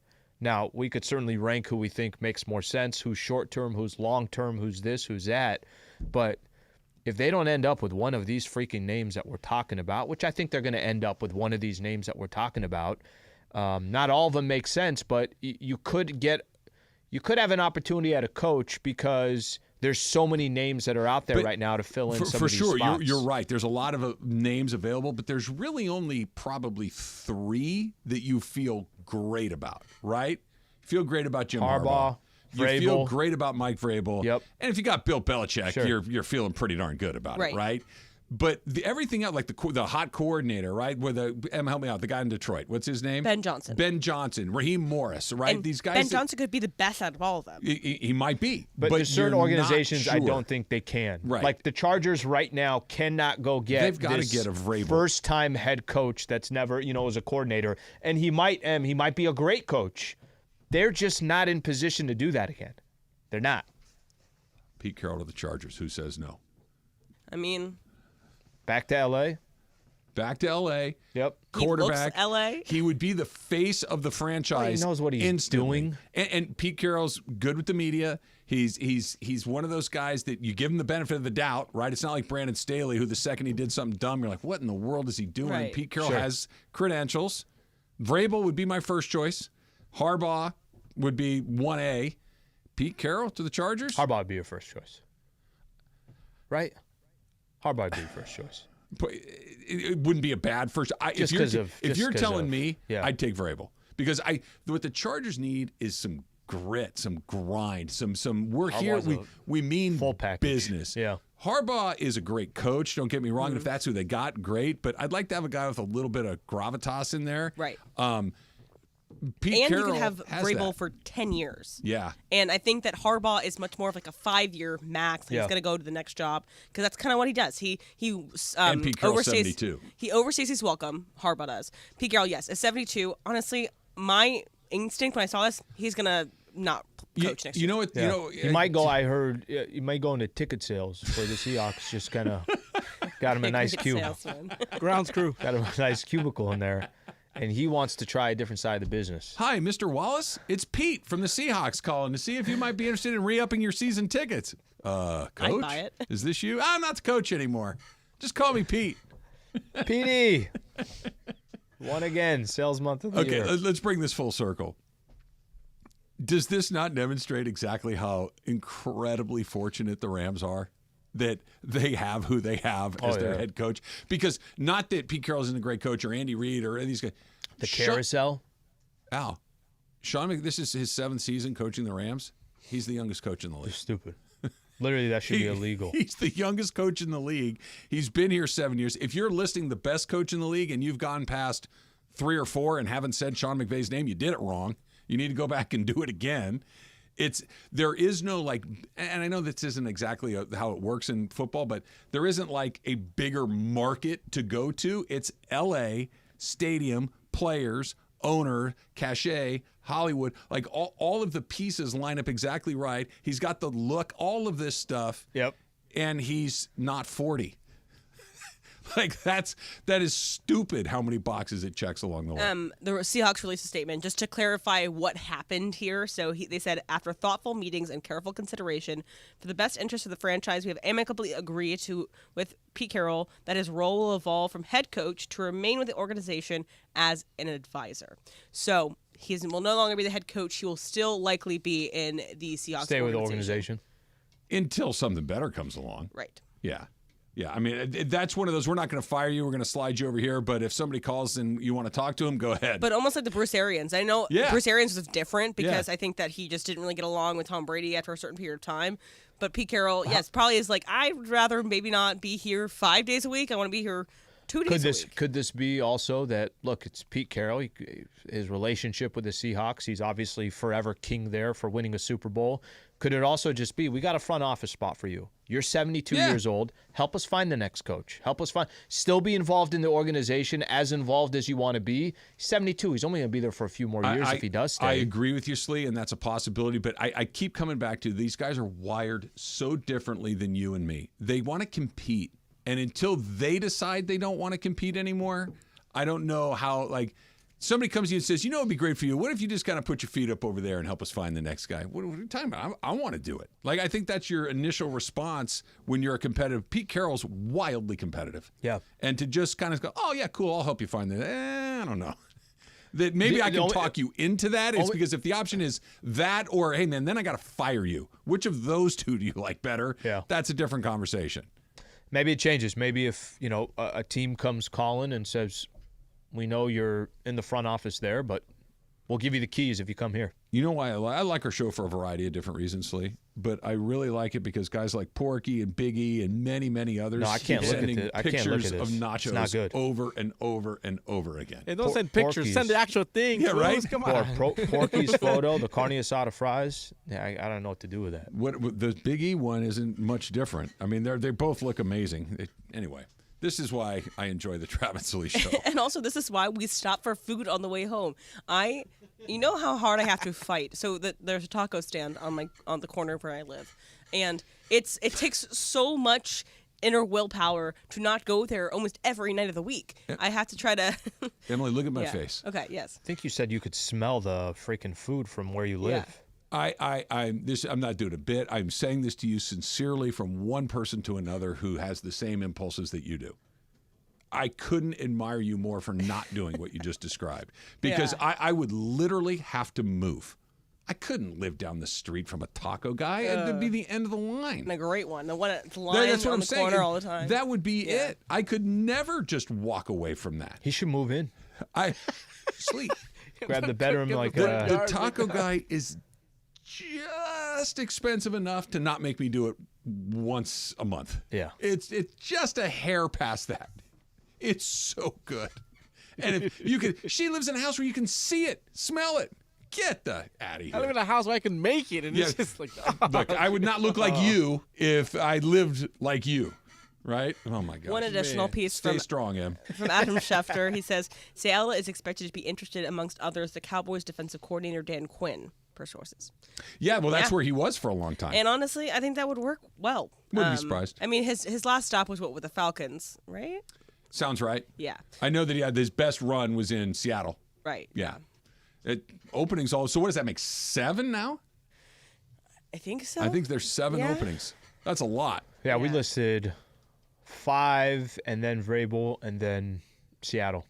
Yeah, so that's 7. And all at places that are good for different reasons. So right. you have, the only one that's terrible, Panthers. That one, no one should touch with a 10-foot pole. That's the worst job possible.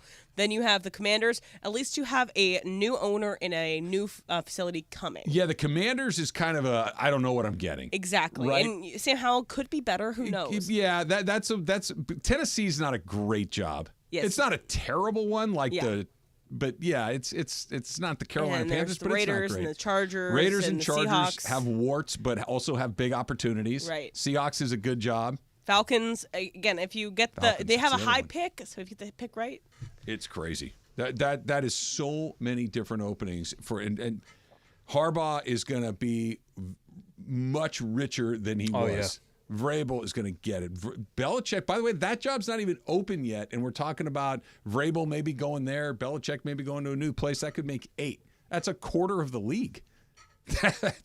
And with great free agents out there. It's exciting. Factor Cap's coming up next. It's Travis Lee, 710 ESPN.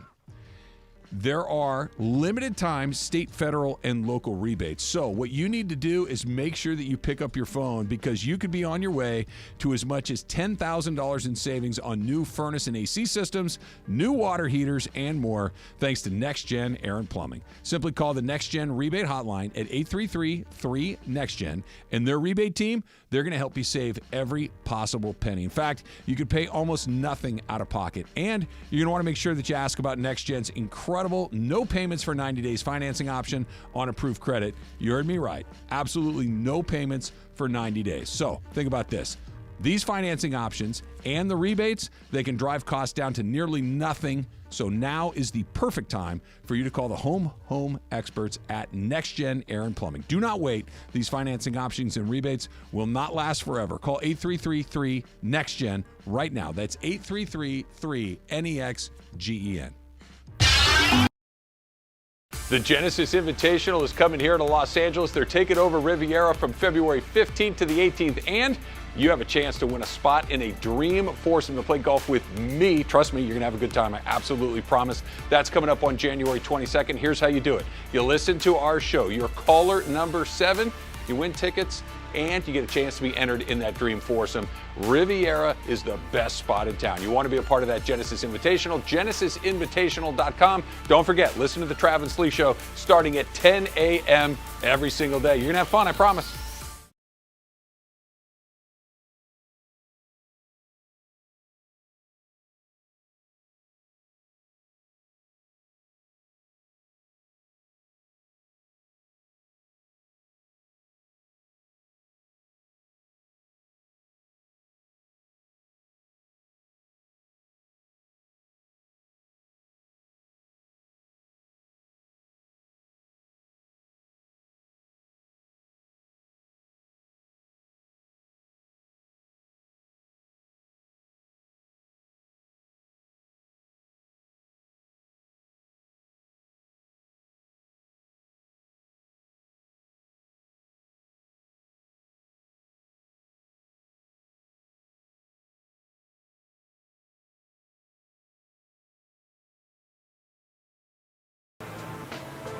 Hey, it's John Ireland, and I'm at Ralph's in Redondo Beach. You got to check this place out.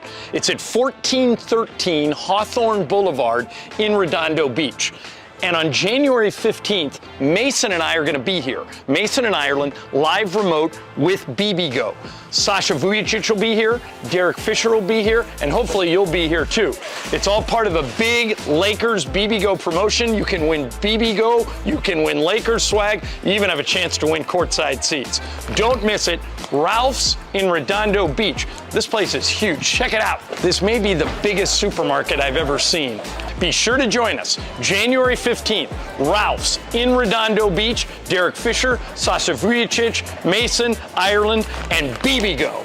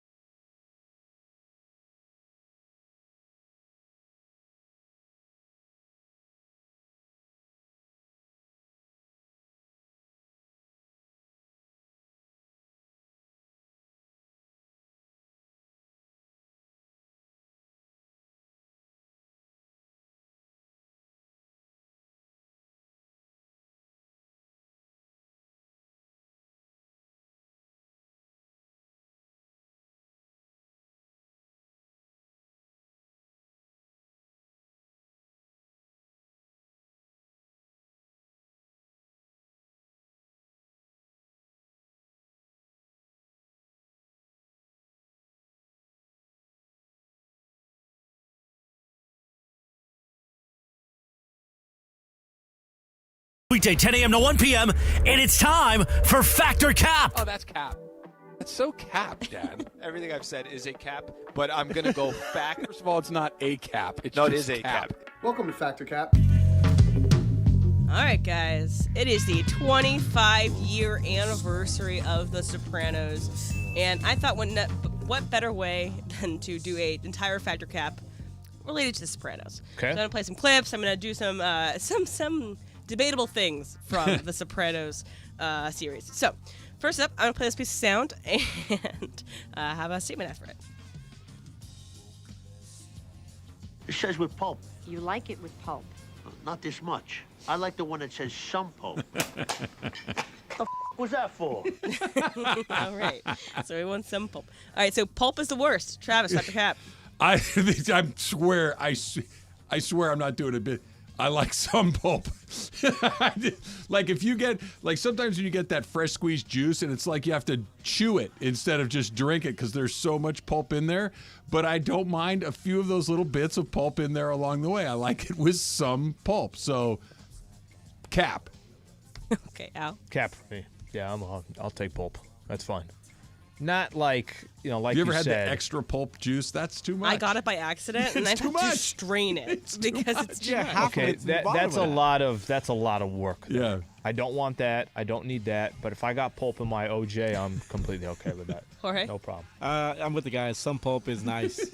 No pulp is kind of it could have been. What is this thing? Yeah. What is this thing? How is this thing made? Is this powder or is this real oranges? Give me some pulp on there. You know when no pulp's okay? Okay. Mimosa. Yep. Yeah. And that's what I got this orange juice for. You had heavy pulp mimosas? That's why I Oh my strained gosh. it out. That's a misfire. Yeah, I think I was in the grocery store, just didn't look, and it was completely my fault. All right, so I'm gonna play another piece of sound, and I have a statement after it. Thank you for holding. Your call's important to us.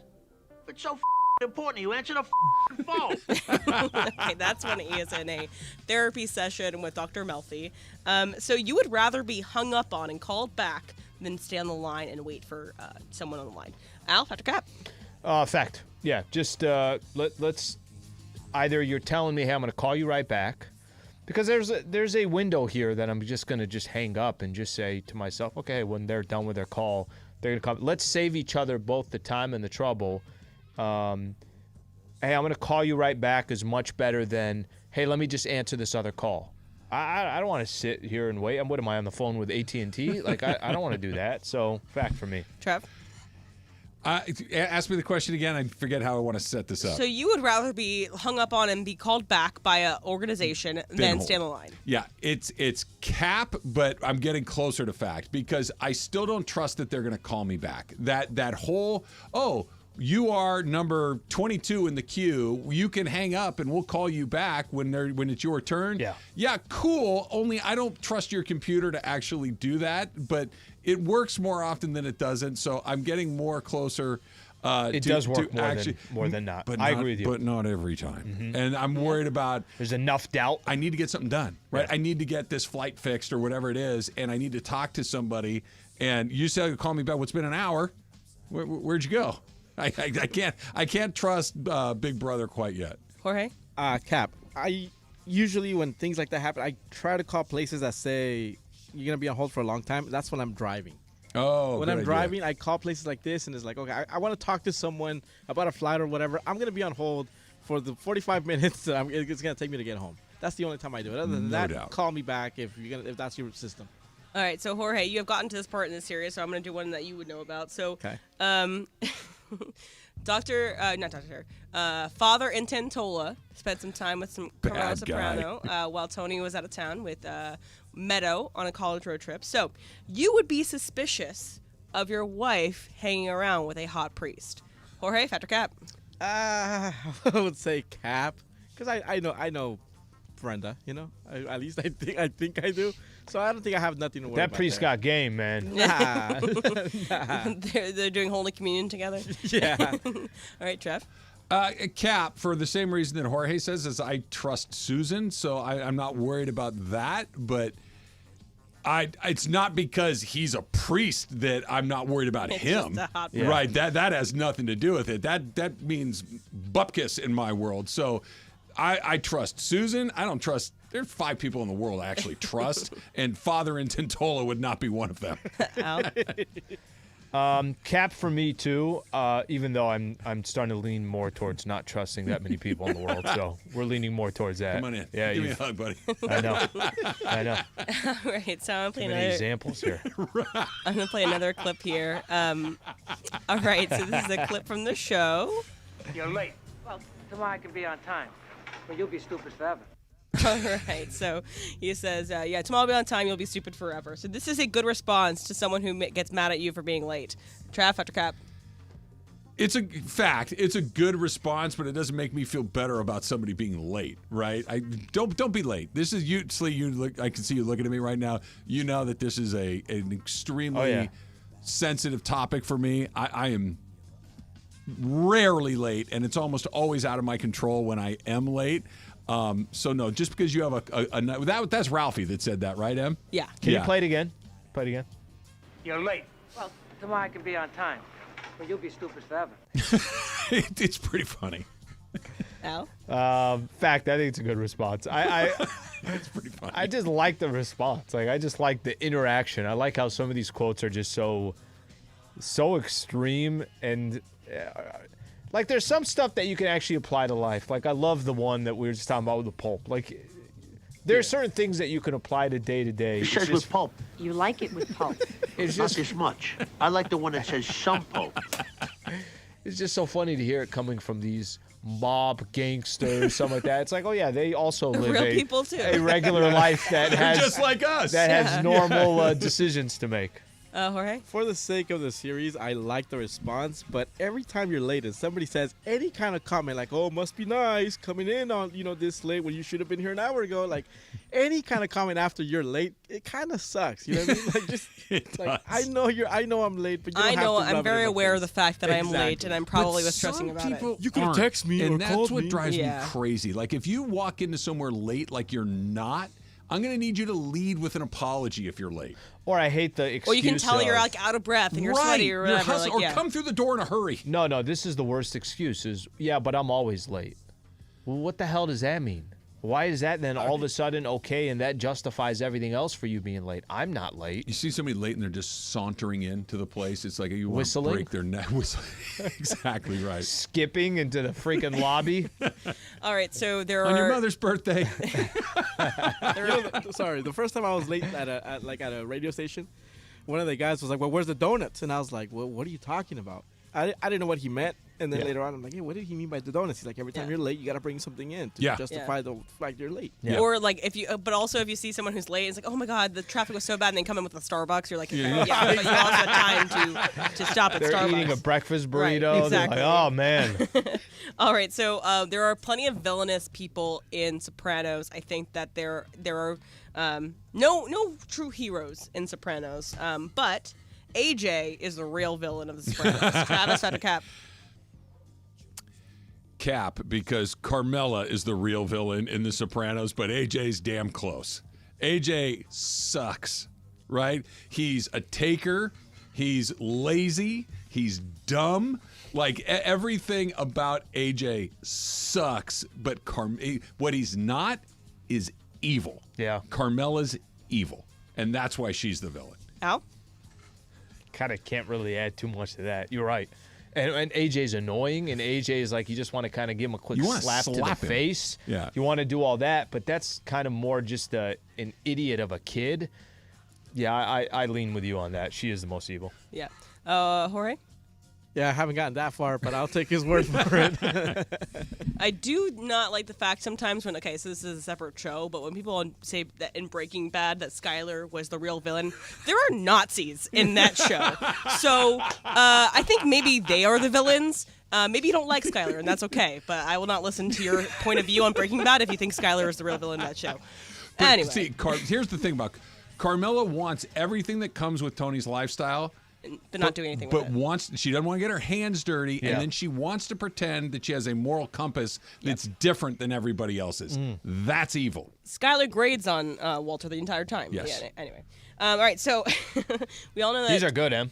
We all know that Tony Soprano has a affinity for some ducks. He loves those wild animals, and it's kind of like a theme throughout the show. Yep.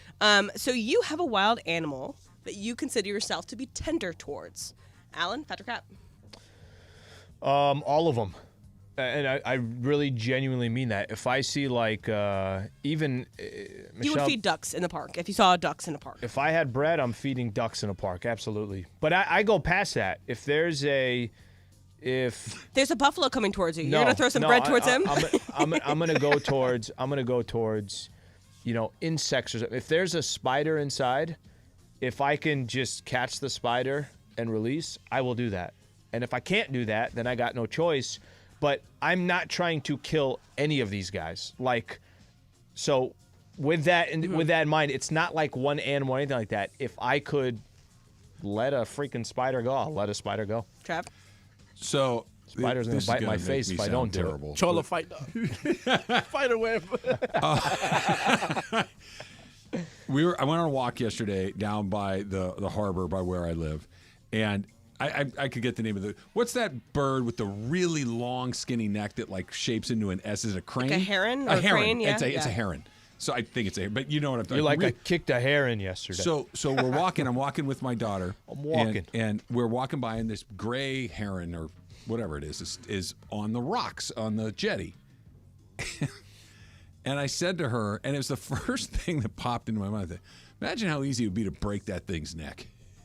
God, Travis. And that's exactly what she said. If she goes, what did you expect her to say? That was an so inner voice that easy. should have stayed inside. She goes, and you're right. And she goes, what's the matter with you? Like, that's the first thing you think of? I'm like, I'm sorry, but yes, that is the first thing that I thought of. You should not watch The Boy and the Heron then. Yeah. And so to answer your question, it's Cap. I don't. Yeah. Animals are over there. People are over here. And that's how I see it. Jorge? I would say birds.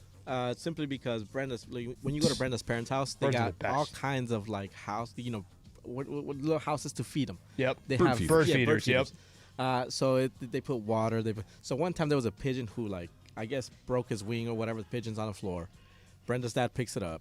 They put it in a cage to see how it's gonna be. Later that night, there was another pigeon that came over and was sitting on top of this cage watching over and we realized it must have been a female pigeon and then the male pigeon looking over her. A week later, we kept seeing the pigeon at night come down and spend the night with her or whatever. And then a week later it's gone because the cat got to the male pigeon. The one that was caged? No, the one that wasn't caged. The other one? The one that would come visit. Circle of life. Yeah. Well, so I guess birds because that you could story feed them, was I guess. so nice until the end. Happy anniversary, 25th anniversary. There you go. Sopranos, one of the best shows of all time. Good job, Em. The Lions and the Rams play each other on Sunday night. Yep. And that's not even near the top of the story list. Jared Goff versus the world is the story. That's next. It's Travis Slee, 710 ESPN. Speaking of which, Slee, let's talk about Prize Picks. Let's do it. Right? The Lions and the Rams play on Sunday night. And why not play Prize Picks right alongside, right? So Matthew Stafford, more or less than 272.5 yards. Jared Goff, more or less than 260.5 yards. That's Prize Picks. You pick more or less, you pick between 2 and 6 players, and you can win up to 25 times your money. With the Prize Picks sports app, you can be making your picks right up to the fourth quarter. Join the 7 million Prize Picks fans today. How about this? All right, Trav's got his picks already set for the weekend. Tonight, a lot of good NBA games. Anthony Edwards, Minnesota Timberwolves, one of the best players in the NBA, more than or less than 28.5 points against the Boston Celtics. I always look at the opponent, so I'm going to go less than on this one. Victor Wembanyama taking on the Pistons. More than or less than 22 points. I'll go more than. It takes about 60 seconds to submit your entry. Just go to prizepicks.com/710. Use that code 710 for a first deposit match of up to $100. Must be present in certain states. Visit prizepicks.com for restrictions.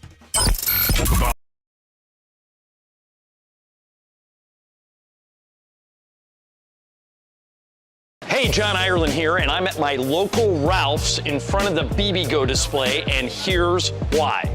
The Lakers and Ralph's are doing a sweepstakes, and you could win courtside seats to a Laker game. The question I get more than anything else is, how do I get in those courtside seats? This is how. You come to a local Ralph's, you spend at least $10 on BBGO. Then you take your receipt and you send it to this web address, lakers.com/BBGO sweeps. That's lakers.com/BBGO sweeps. It's the contest runs from now through February 6th. So all you gotta do is go to Ralph's, get some BBGO, and send in that receipt. Well, as long as I'm here. You can never have enough BBGO. BBGO, the official game day snack of the Los Angeles Lakers.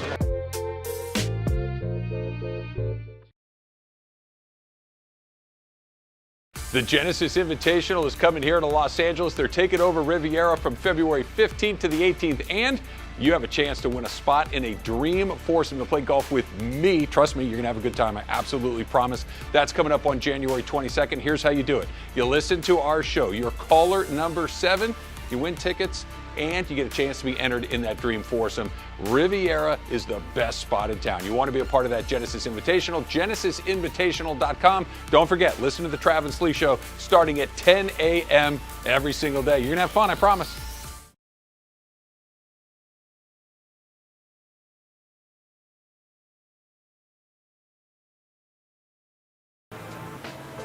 Hey, it's John Ireland, and I'm at Ralph's in Redondo Beach. You got to check this place out. It's at 1413 Hawthorne Boulevard in Redondo Beach.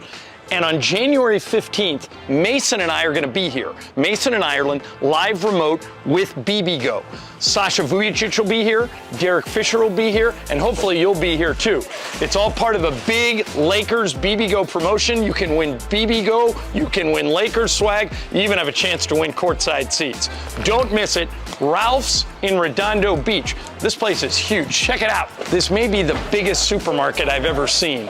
Be sure to join us January 15th. Ralph's in Redondo Beach. Derek Fisher, Sasha Vujicic, Mason, Ireland, and BBGO.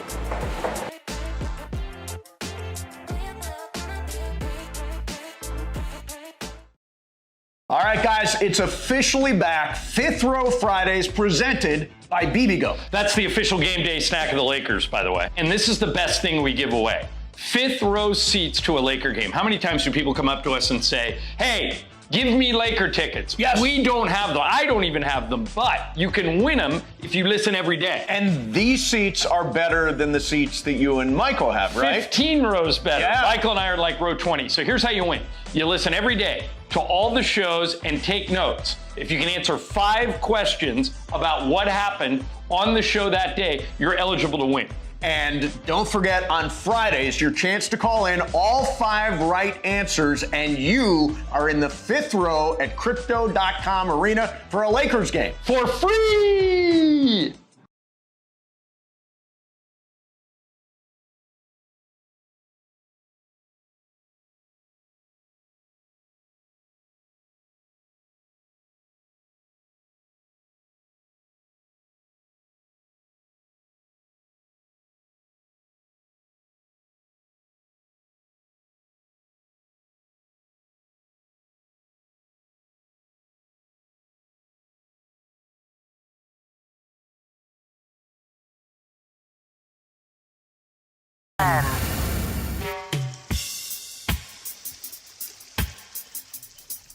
Rams and Lions, Ford Field.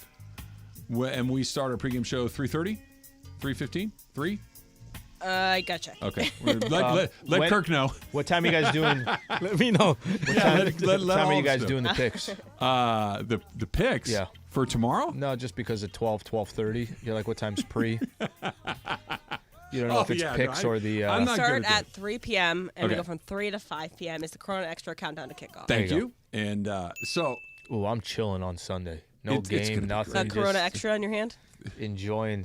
They give me anything. It doesn't matter at that point. I'll take a Corona. 3, but you should do Bud Light this weekend. Trust me on this one. Whatever you need. Whatever you need.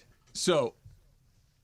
Matthew Stafford, Sean McVay, back to Detroit. All of this stuff. The Lions won the division for the first time in forever. They have a home playoff game, I think, for the first time since 1994.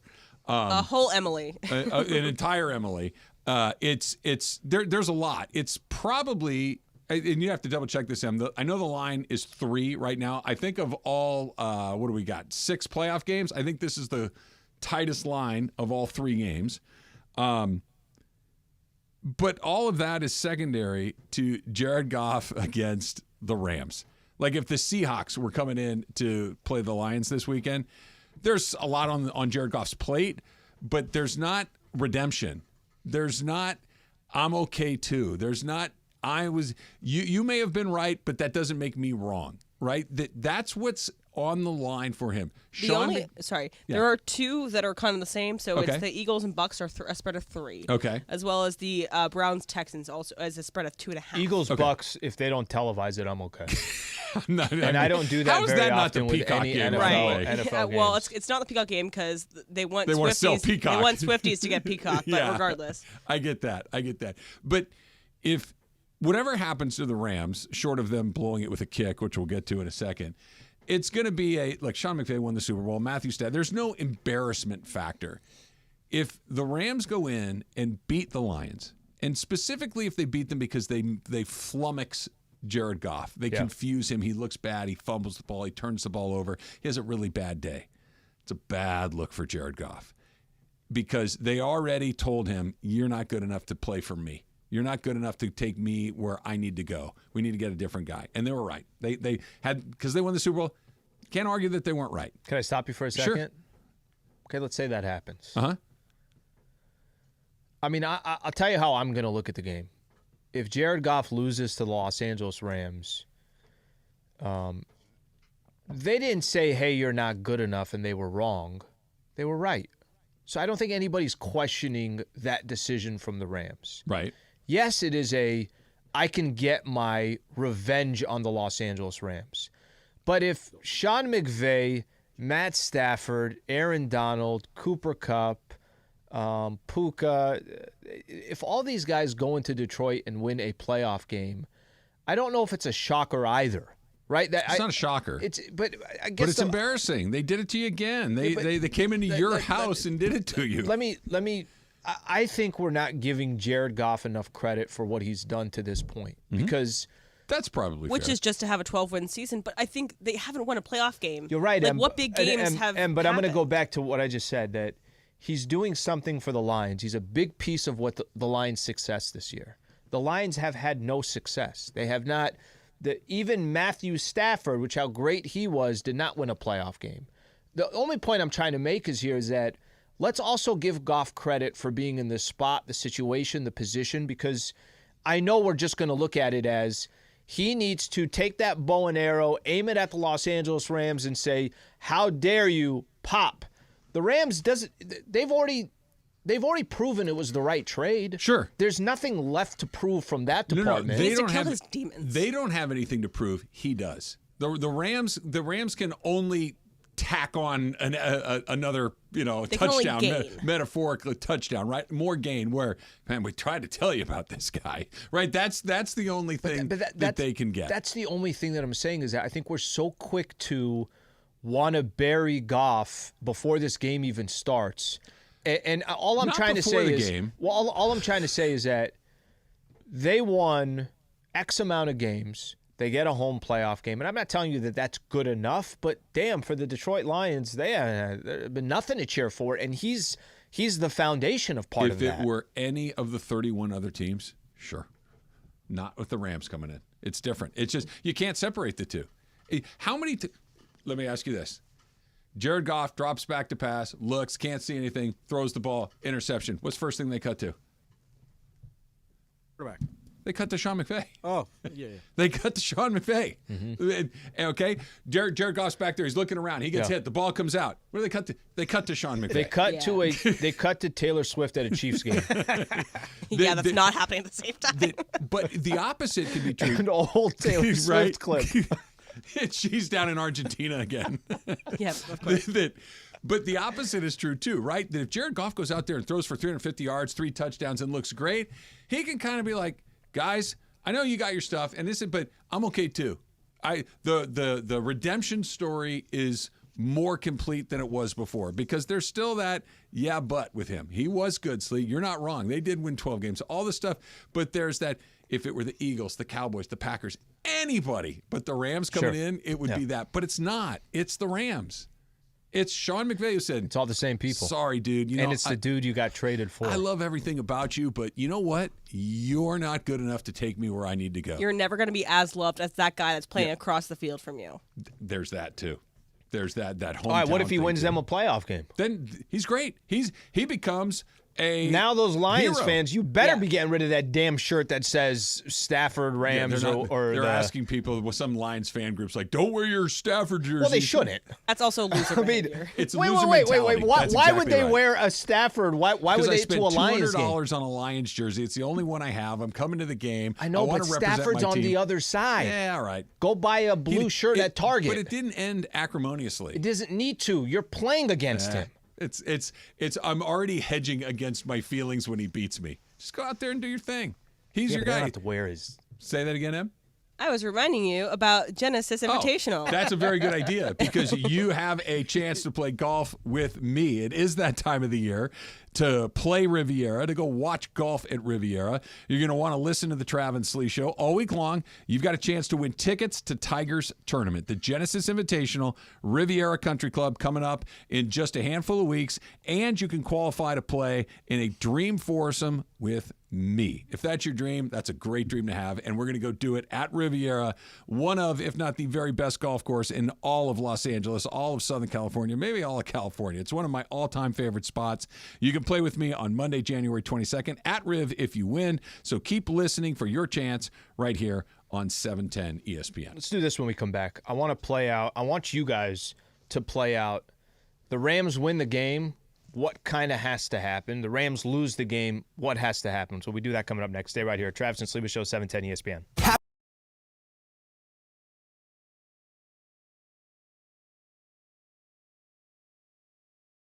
The Genesis Invitational is coming here to Los Angeles. They're taking over Riviera from February 15th to the 18th, and you have a chance to win a spot in a dream foursome to play golf with me. Trust me, you're going to have a good time. I absolutely promise. That's coming up on January 22nd. Here's how you do it. You listen to our show. You're caller number 7.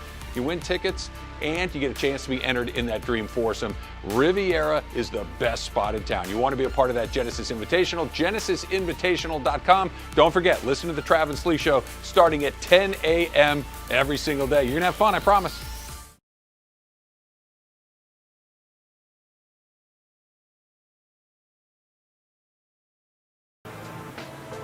Hey, it's John Ireland, and I'm at Ralph's in Redondo Beach. You got to check this place out. It's at 1413 Hawthorne Boulevard in Redondo Beach. And on January 15th, Mason and I are going to be here. Mason and Ireland, live remote with BBGO. Sasha Vujicic will be here, Derek Fisher will be here, and hopefully you'll be here too. It's all part of a big Lakers BBGO promotion. You can win BBGO, you can win Lakers swag, you even have a chance to win courtside seats. Don't miss it. Ralph's in Redondo Beach. This place is huge. Check it out. This may during the break, Slee, and looking at the Travis Lee community, you should definitely try to join or you should join the Travis Lee community, the Travis Lee All-Stars. And there's $24.99 a month. Send them to my Venmo. Sure. Yeah, just Venmo Al directly. He'll make sure that he'll take care of it.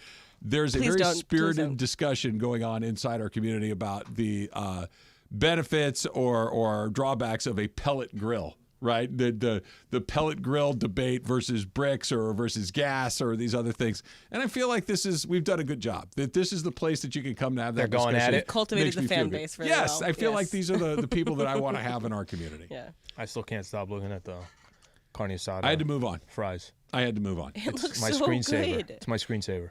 This, you know what's happening?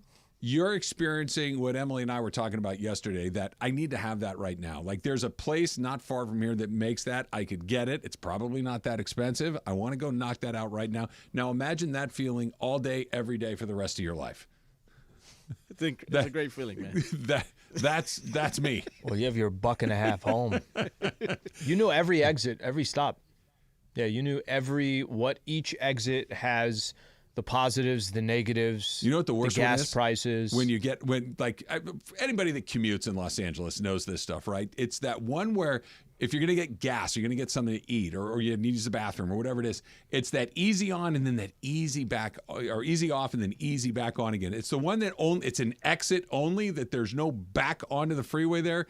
Avoid at all costs unless it's an emergency. Yeah, the gas station is right in the middle. As soon as you get out there, you get out of the gas station, the freeway entrance is right there. Those are the done. You get it. Yep. You get it. So what did you want to know? Okay. The Rams win? No, I want.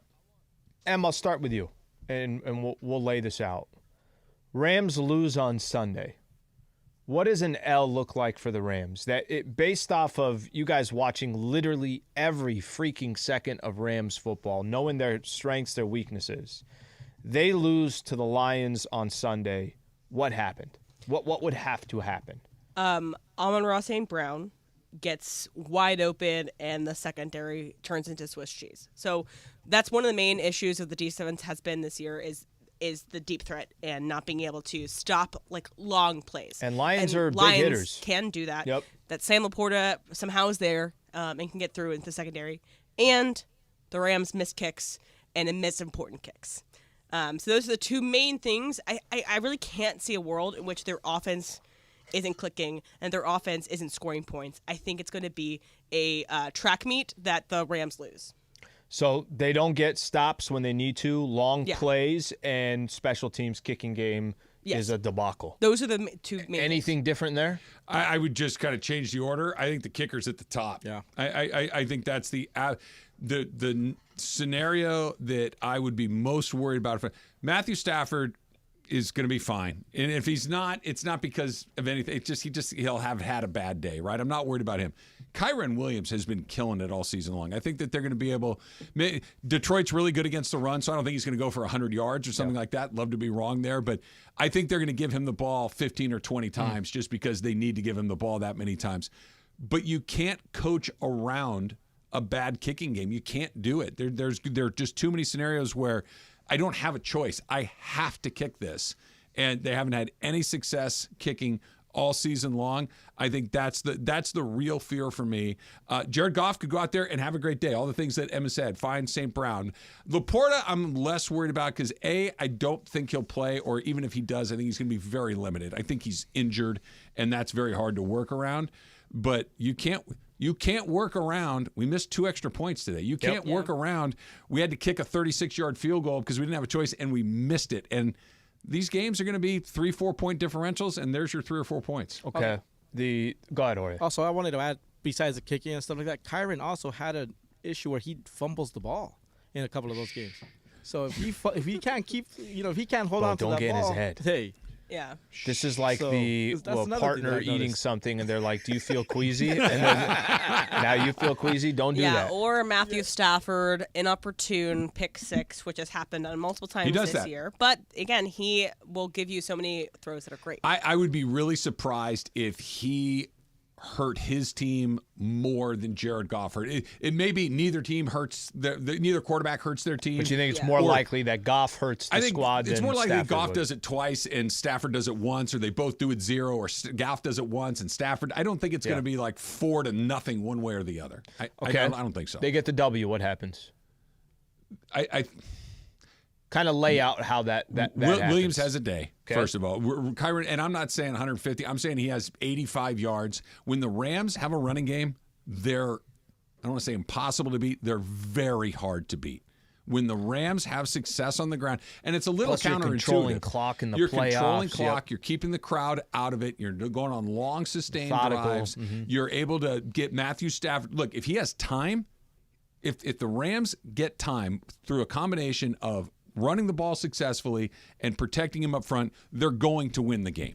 If Matthew Stafford doesn't get sacked or gets sacked once, maybe a second time, the Rams are going to win that game. If he has time, he's going to carve them up. But if he has 4 or 5 sacks, then good luck. All bets are off. If the Rams have 50 yards rushing for the day, all bets are off. The Lions' version of Aaron Donald is Aiden Hutchinson. Right. And he's going to be, you have to treat Aiden Hutchinson and he's hot. like other teams are treating Aaron Donald. You had a triple team and he's him. hot. Yeah, and he's hot. He's had 3 sacks in his last 2 games. They're really good against the run. So if you have success, and again, not a massive statistic, not a counting stat day, but you feel but you're impact. committed to it, and they have to defend it. Yeah, that's how they win.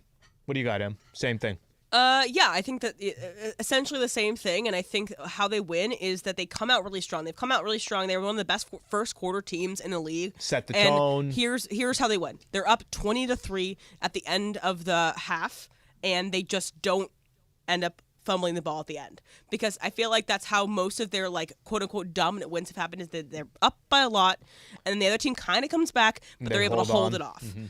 And also I think that it would be great if we have Kobe Turner, Byron Young getting the quarterback. I don't want to lose the thought, because I think that's a great point, that they've gotten leads and then the other team's kind of crept back into it.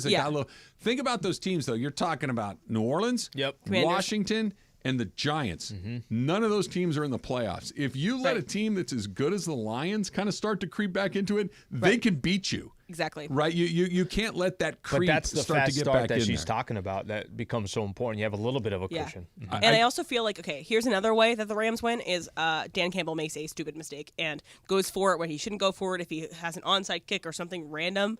I think that's another way. It's the ultimate wild card. Exactly. In both ways. He might win them the game with one of those crazy decisions. He could also cut their own legs off with one of those crazy decisions. And God only knows. Yeah, but we're gonna go for it on 4th and 17 from our own 26-yard line. And it could be like, well, okay, Aaron Donald's coming for you. Right, this game could be over. Or he could do that and they could convert it and go down and score a touchdown. What the hell was that? well, I got the matchup that I wanted, and we went out there, and Jared came in and told me, Coach, I really think we could do it. So we went out there, and I decided that, we're everybody thinks that Detroit is, a bunch of losers, and now we're going to go out there. How do you prepare for that? Are there two more different coaches than Dan Campbell and Sean McVay going up against each other? Sean McVay is emotional in a very tactical way. Dan Campbell is emotional. Yeah.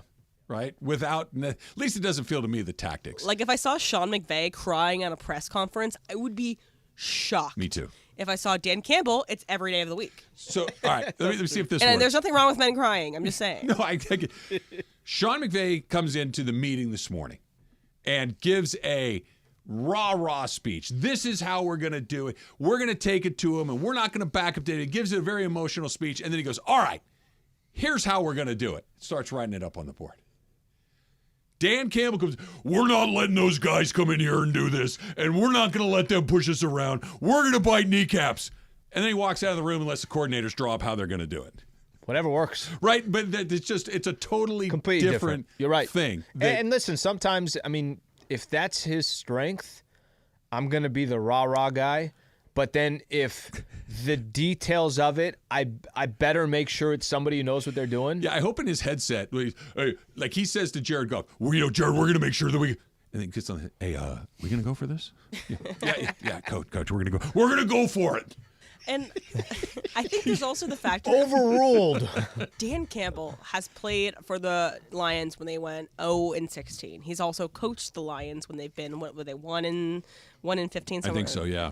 So he wants this playoff win more than almost anybody out there, and he will do anything he can to do it. Impossible.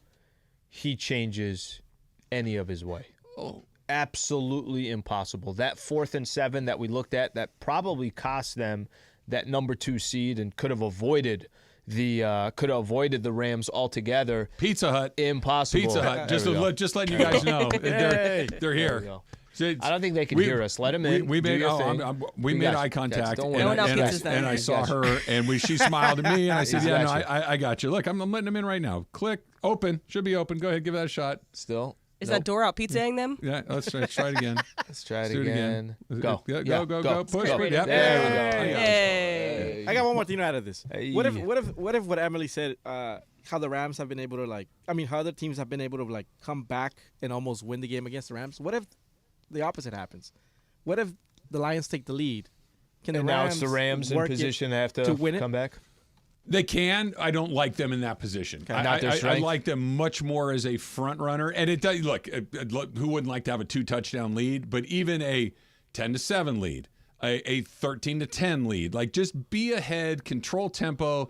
That I think where they're going to get in trouble is if they have to get one-dimensional and they have to throw it a bunch and you have to abandon the running game. Can they? Sure, you got a great quarterback, but trying to chase points against a good team is really, really it's difficult. Causing you to be more risky. But the Lions' defense is not They'll get fantastic either. So I do think against it's more the pass. Yes, they're pretty good against the run. Exactly.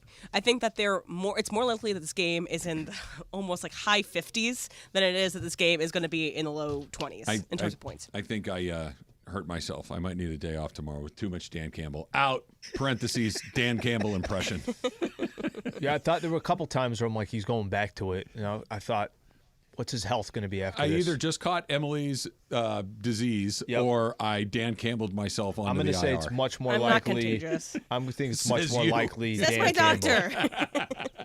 I heard that once. It's just allergies. Yeah, right. Yeah, it's just not just allergies. It just can't be contagious at this point. It's the one over here, Laura. Contagious. Well, maybe you got us yesterday, right? And because you're muscling through it, I respect it, but that's yesterday. I'm going to stay over here just to be sure. Laura once said it's allergies that ended up being COVID. Yeah, it happens. It happens. Oh wait, Trav. Alan. Here's one more thing that kind of worries me right now. As I'm, consuming a bunch of media around the Rams. Locked on Rams. Locked on Rams, of course, every day. Is there a YouTube component? There is a YouTube right, component. Of course, you can. We have 11,000 subscribers. If you'd like to make it 12, go ahead and sign up. It's amazing, but. Everybody's like, okay, the conversation's always take the 49ers and the Ravens off the board. Who do you think is going to go to the Super Bowl? Almost everyone's first choice is the Rams right after that. And that worries me a bit. That's the God's stuff. That shouldn't worry you. I'm not surprised. I'm not surprised that you're not surprised, but I'm with you, Em. Whenever somebody says, you should look out for, you don't need to look out for. You're scared that another All-Star joined the Dodgers. Yes, very. Yes. Look, there's fate, Slee. Don't tempt the gods. I don't have time to talk to you anymore. Pizza's here. Yeah, we're going to pizza's go. here. We'll figure out what we're going to do next. No need How to about talk. Anthony Davis and his future with the let's do Lakers that. and a LeBron-less future, and what does that look like? That's Travis Slee, 710 ESPN. We're about to go eat some pizza. But if you're out and about and you need to get your car squared away, head into your neighborhood Valvoline Instant Oil Change, home of the 15-minute drive-through oil change. Because for over 30 years, Valvoline has provided quick and convenient automotive maintenance services for busy people just like you and me. So if you're thinking, oh man, I got to get that taken care of, my check engine light's on, but I don't have time to do it, you do. You have 15 minutes. Just pull up, drive in, and drive out in absolutely no time, so your car is running at its absolute best. There are over 80 locations around Southern California to help you get your ride ready for the road in no time at all. So visit SoCalOilChange.com for locations and game-winning coupons off of your next Valvoline Instant Oil Change. Going into the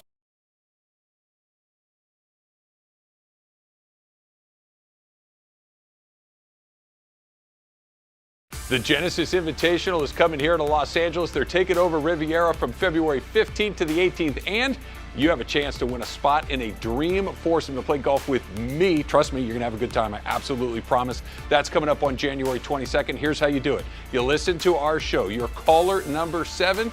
You win tickets, and you get a chance to be entered in that dream foursome. Riviera is the best spot in town. You want to be a part of that Genesis Invitational, genesisinvitational.com. Don't forget, listen to the Travis Slee Show starting at 10 a.m. every single day. You're going to have fun, I promise.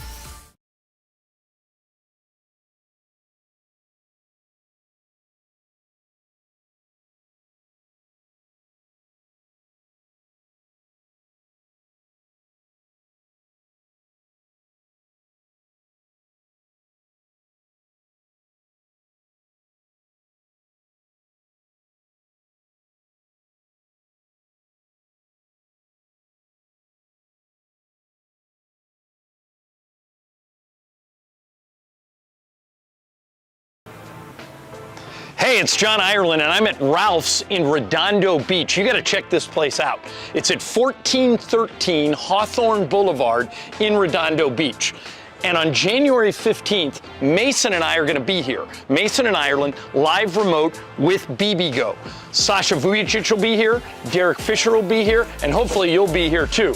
It's all part of a big Lakers BBGO promotion. You can win BBGO, you can win Lakers swag, you even have a chance to win courtside seats.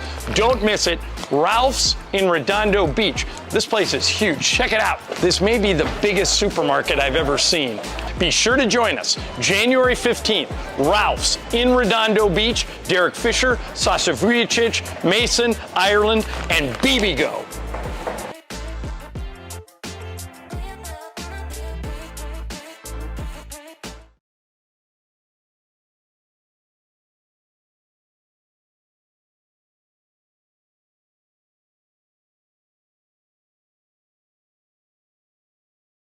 Hey, John Ireland here, and I'm at my local Ralph's in front of the BBGO display, and here's why.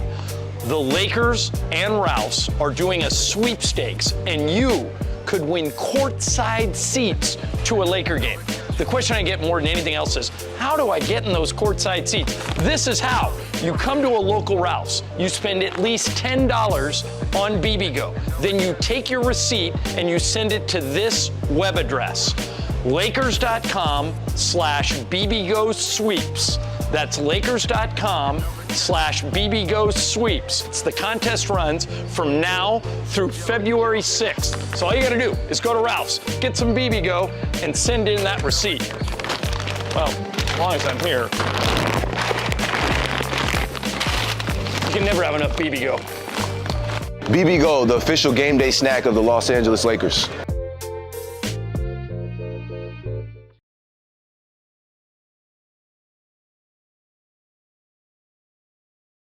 All right, guys, it's officially back. Fifth Row Fridays presented by BBGO. That's the official game day snack of the Lakers, by the way. And this is the best thing we give away. Fifth row seats to a Laker game. How many times do people come up to us and say, hey, Give me Laker tickets. Yes. We don't have them. I don't even have them, but you can win them if you listen every day. And these seats are better than the seats that you and Michael have, right? 15 rows better. Yeah. Michael and I are like row 20. So here's how you win. You listen every day to all the shows and take notes. If you can answer 5 questions about what happened on the show that day, you're eligible to win. And don't forget, on Fridays, your chance to call in all 5 right answers, and you are in the 5th row at Crypto.com Arena for a Lakers game. For free!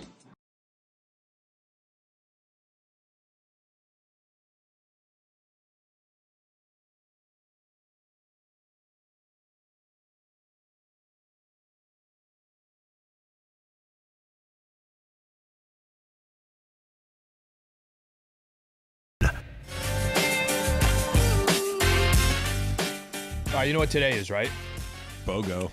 It's the way you say that. BOGO. It's Pizza Guest Appreciation Day, and you could get free pizza. Buy any large menu price pizza and get a large one-topping pizza free. BOGO. Order at pizza.com or the Pizza Hut app. Again, it's BOGO. BOGO Pizza at pizza.com or the Pizza Hut app.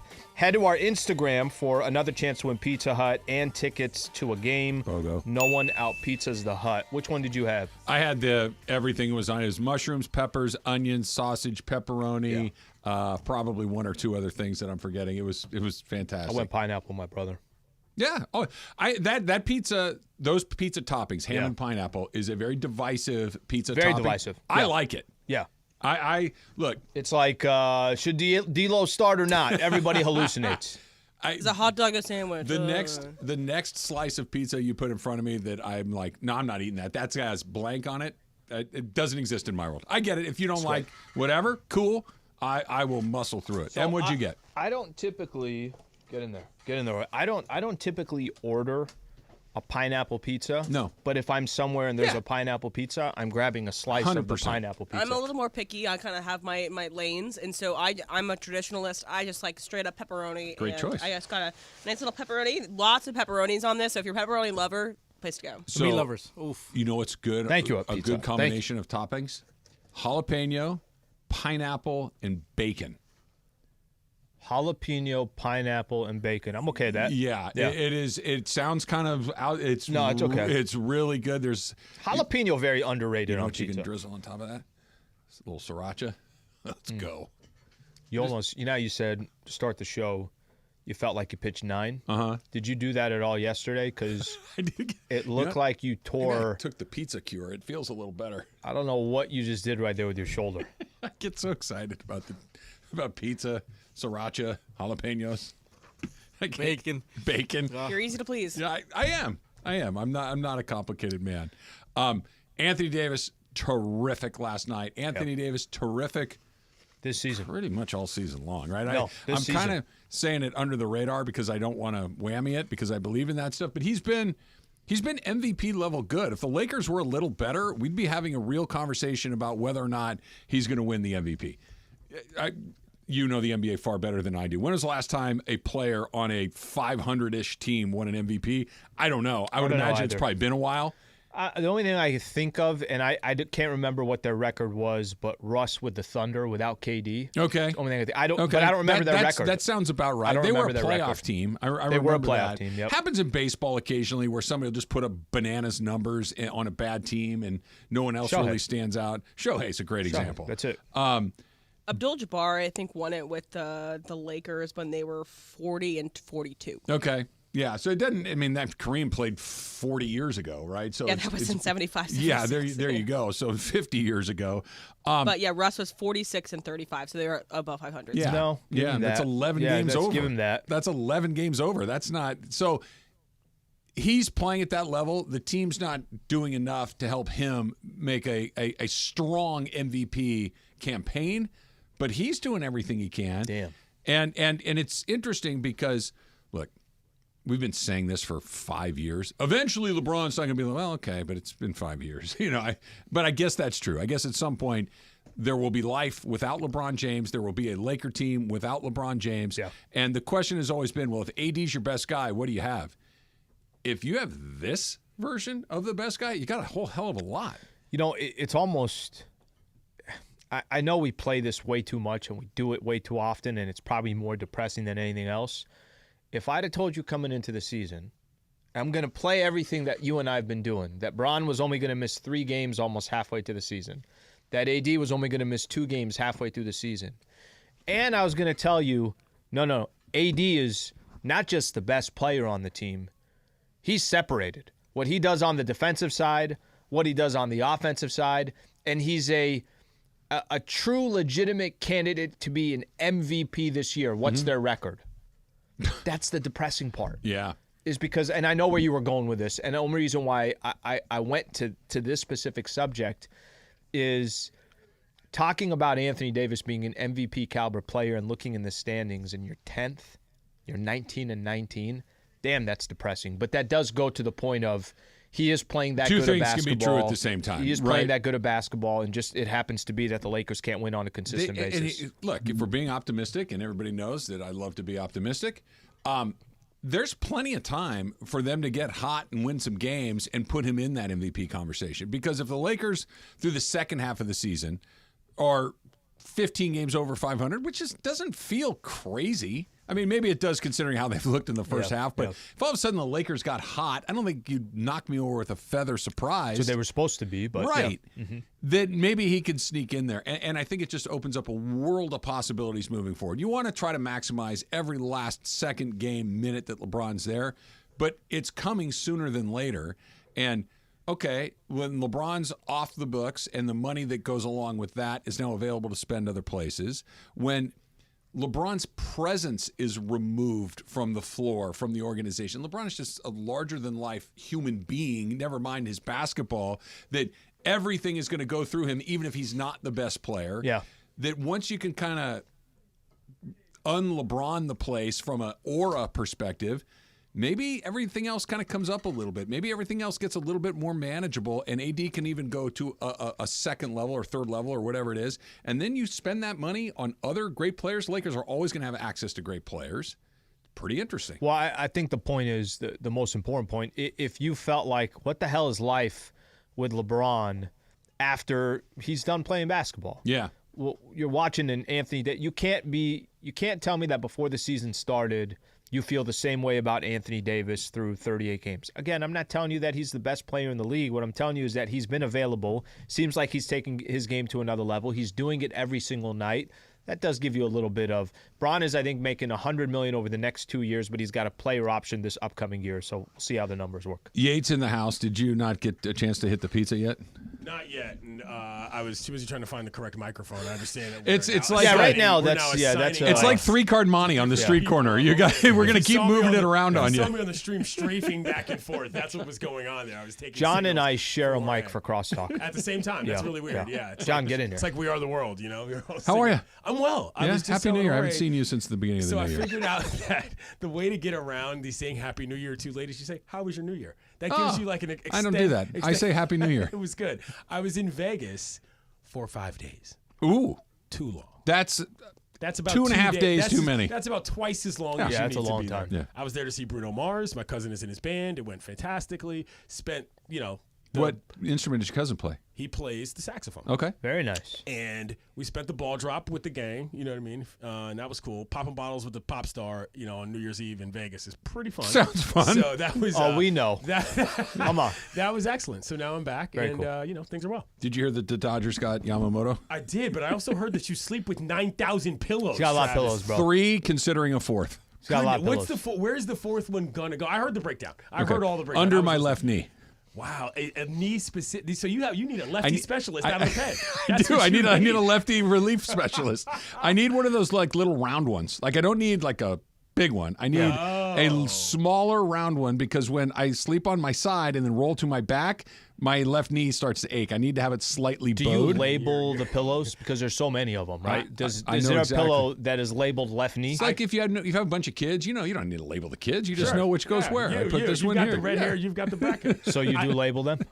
I don't remember the names of these beds that they used to advertise in the 80s on TV for people. Craftmatic adjustable bed. You're a step away. Look, if you want to chip in, I'll go buy one today. I'm just saying. They're expensive. I wouldn't know. Buy a couple but G's. They're expensive. We're talking about that. Nothing wrong with that. Let's get sales on this. No shame. Get me an old man bed. Can you imagine a Reed? That would be fantastic. As the oldest man in ESPN Los Angeles. I would. Well, yes. The bed. Yeah. Hey, look, if you give me that bed as a little bow in the knee area, let's go. Let's go. Let's do it. Hot and Cold is coming up next. It's Travis Lee, 710 ESPN. So we were talking about it a second ago, Slee, Prize Picks, right?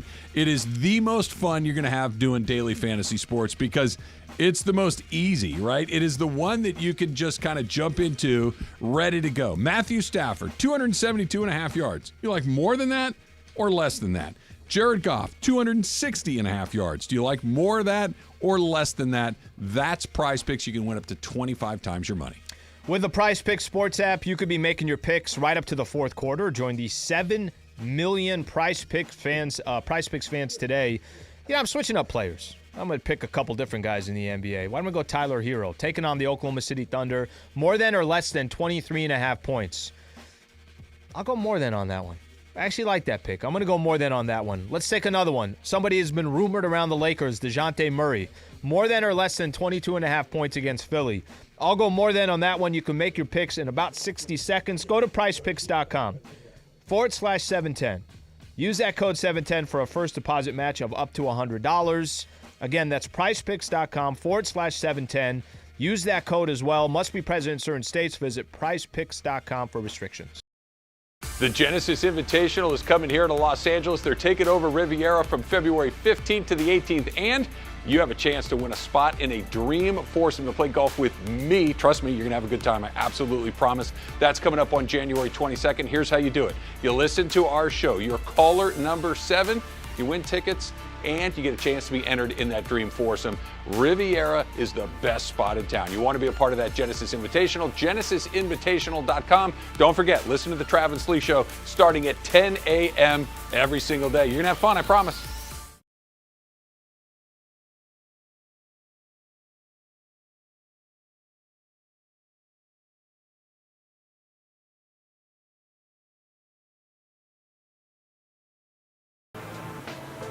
Hey, it's John Ireland, and I'm at Ralph's in Redondo Beach. You got to check this place out. It's at 1413 Hawthorne Boulevard in Redondo Beach. And on January 15th, Mason and I are going to be here. Mason and Ireland, live remote with BBGO. Sasha Vujicic will be here, Derek Fisher will be here, and hopefully you'll be here too. It's all part of a big Lakers BBGO promotion. You can win BBGO, you can win Lakers swag, you even have a chance to win courtside seats.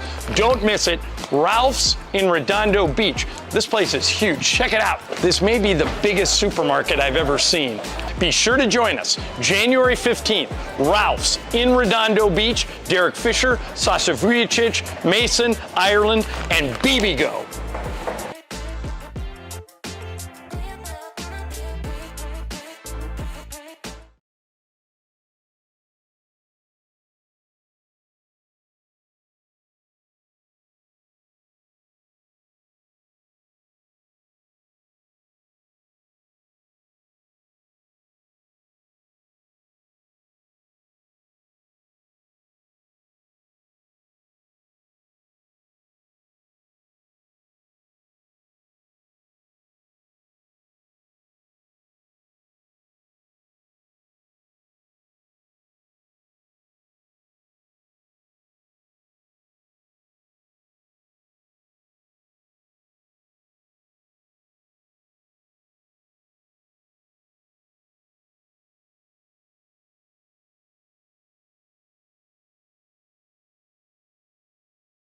ESPN Next Gen, the official AC heat and plumbing company of SoCal sports fans. You're as cold as ice. Call 833-3-NEXTGEN, NEXGEN, or visit nextgenairandplumbing.com. Time for our feature we do 3 days a week at 12:30 p.m.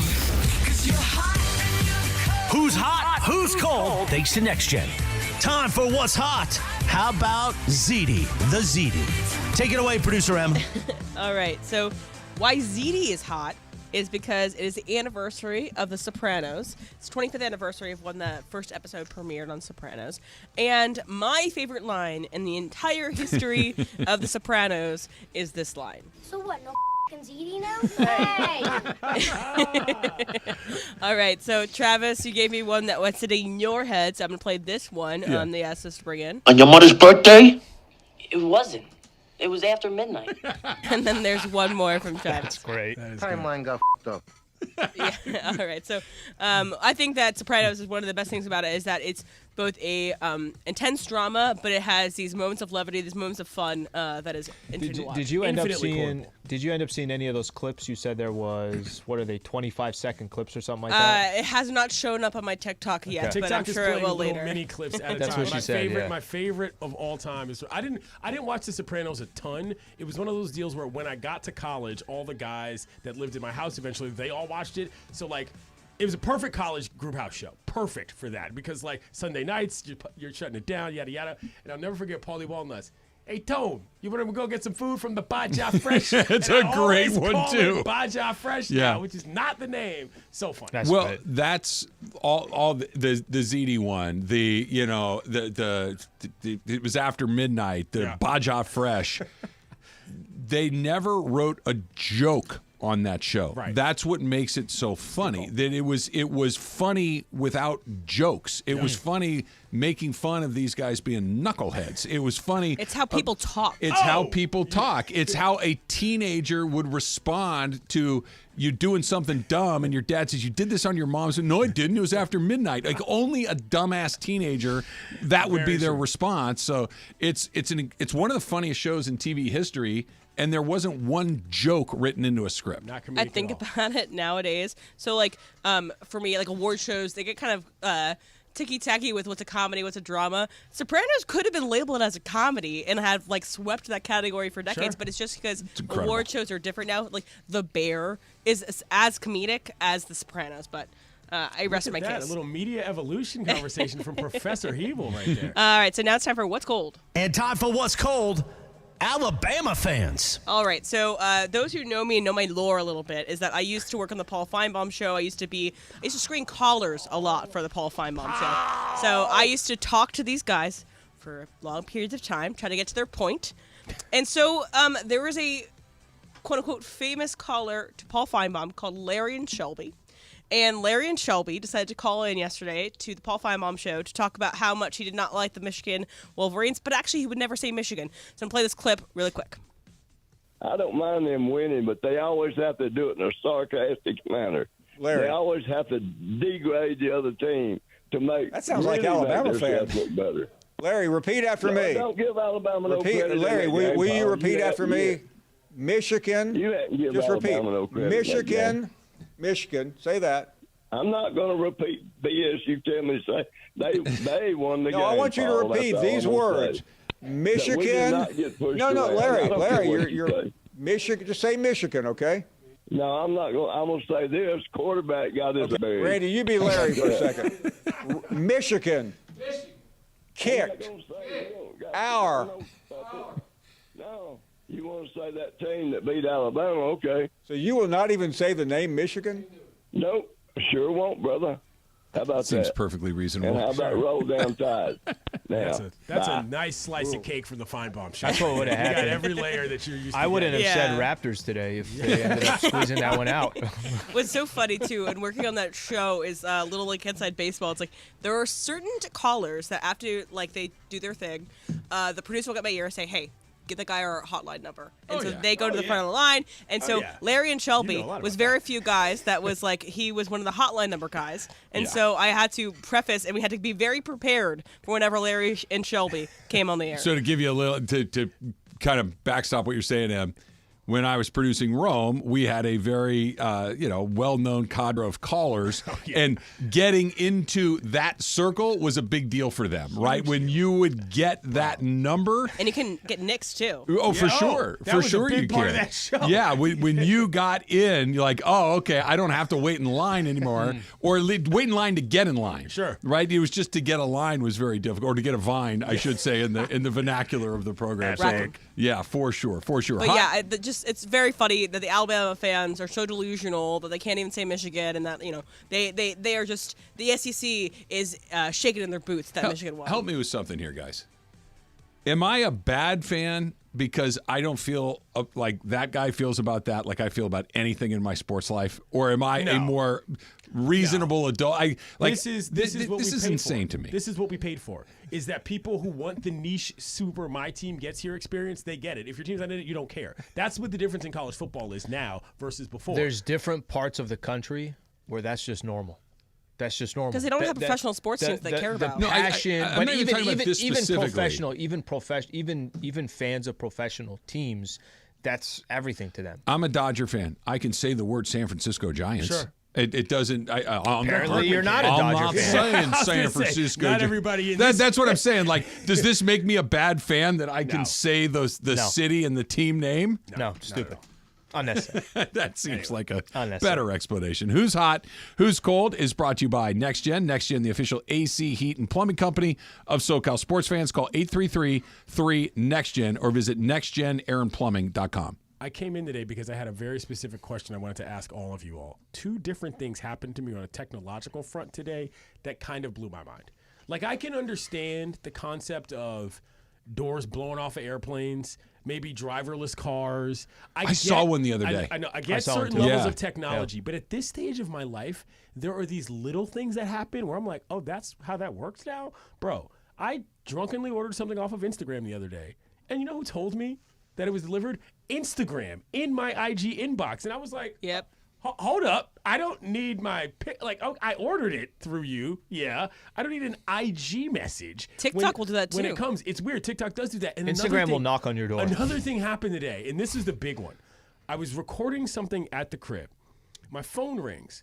I send it to voicemail, but I happen to press a button where the screen comes up. Can you tell me, Travis, why?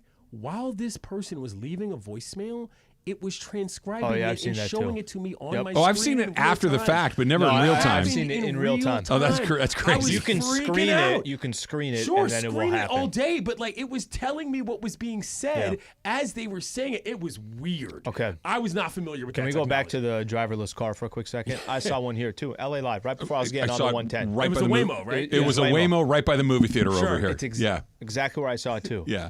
And I'm like, let's get a little separation between that guy, right? So he's the car's in front of me, and it gets to the light, and I'm forgetting the light right before you get on the freeway. Blaze, I believe. Something like that, right?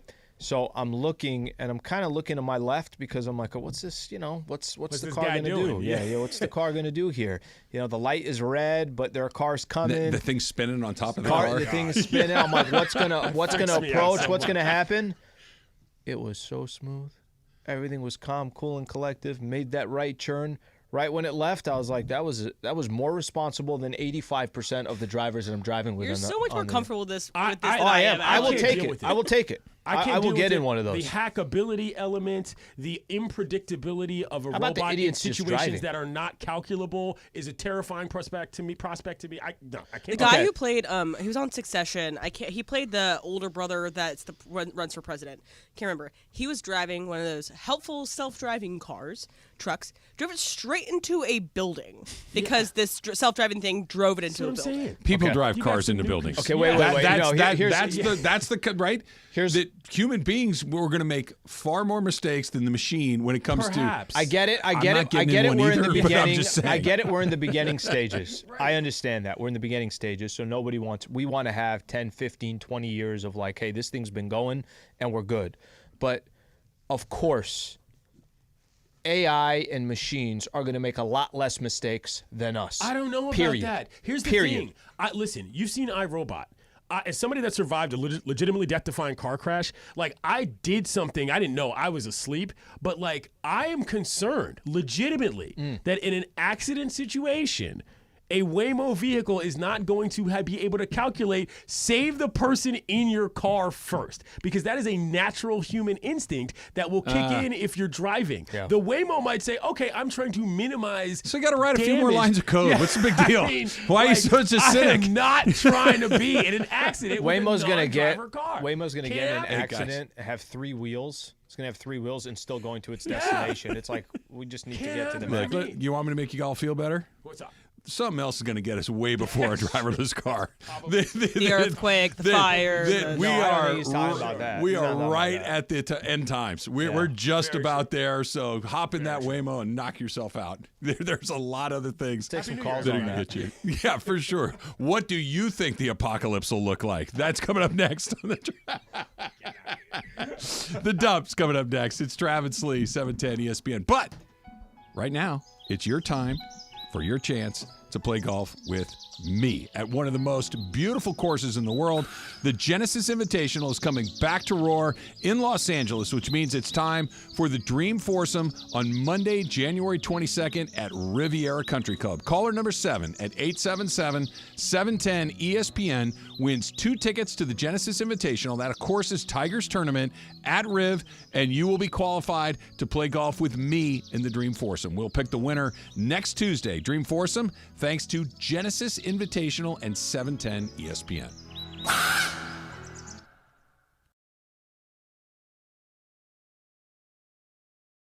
The Genesis Invitational is coming here to Los Angeles. They're taking over Riviera from February 15th to the 18th, and you have a chance to win a spot in a Dream Foursome to play golf with me. Trust me, you're going to have a good time. I absolutely promise. That's coming up on January 22nd. Here's how you do it. You listen to our show. You're caller number 7.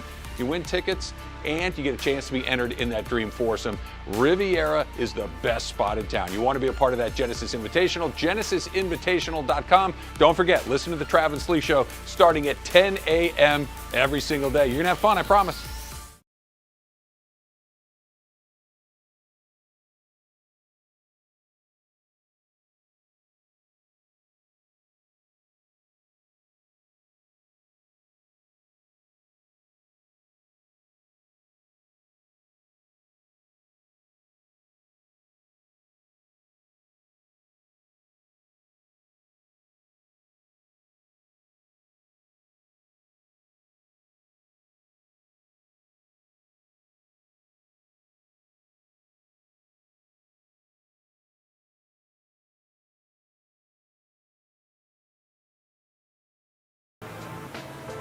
Hey, it's John Ireland, and I'm at Ralph's in Redondo Beach. You got to check this place out. It's at 1413 Hawthorne Boulevard in Redondo Beach. And on January 15th, Mason and I are going to be here. Mason and Ireland, live remote with BBGO. Sasha Vujicic will be here, Derek Fisher will be here, and hopefully you'll be here too. It's all part of a big Lakers BBGO promotion. You can win BBGO, you can win Lakers swag, you even have a chance to win courtside seats. Don't miss it. Ralph's in Redondo Beach. This place is huge. Check it out. This may be the biggest supermarket I've ever seen. Be sure to join us January 15th. Ralph's in Redondo Beach. Derek Fisher, Sasha Vujicic, Mason, Ireland, and BBGO.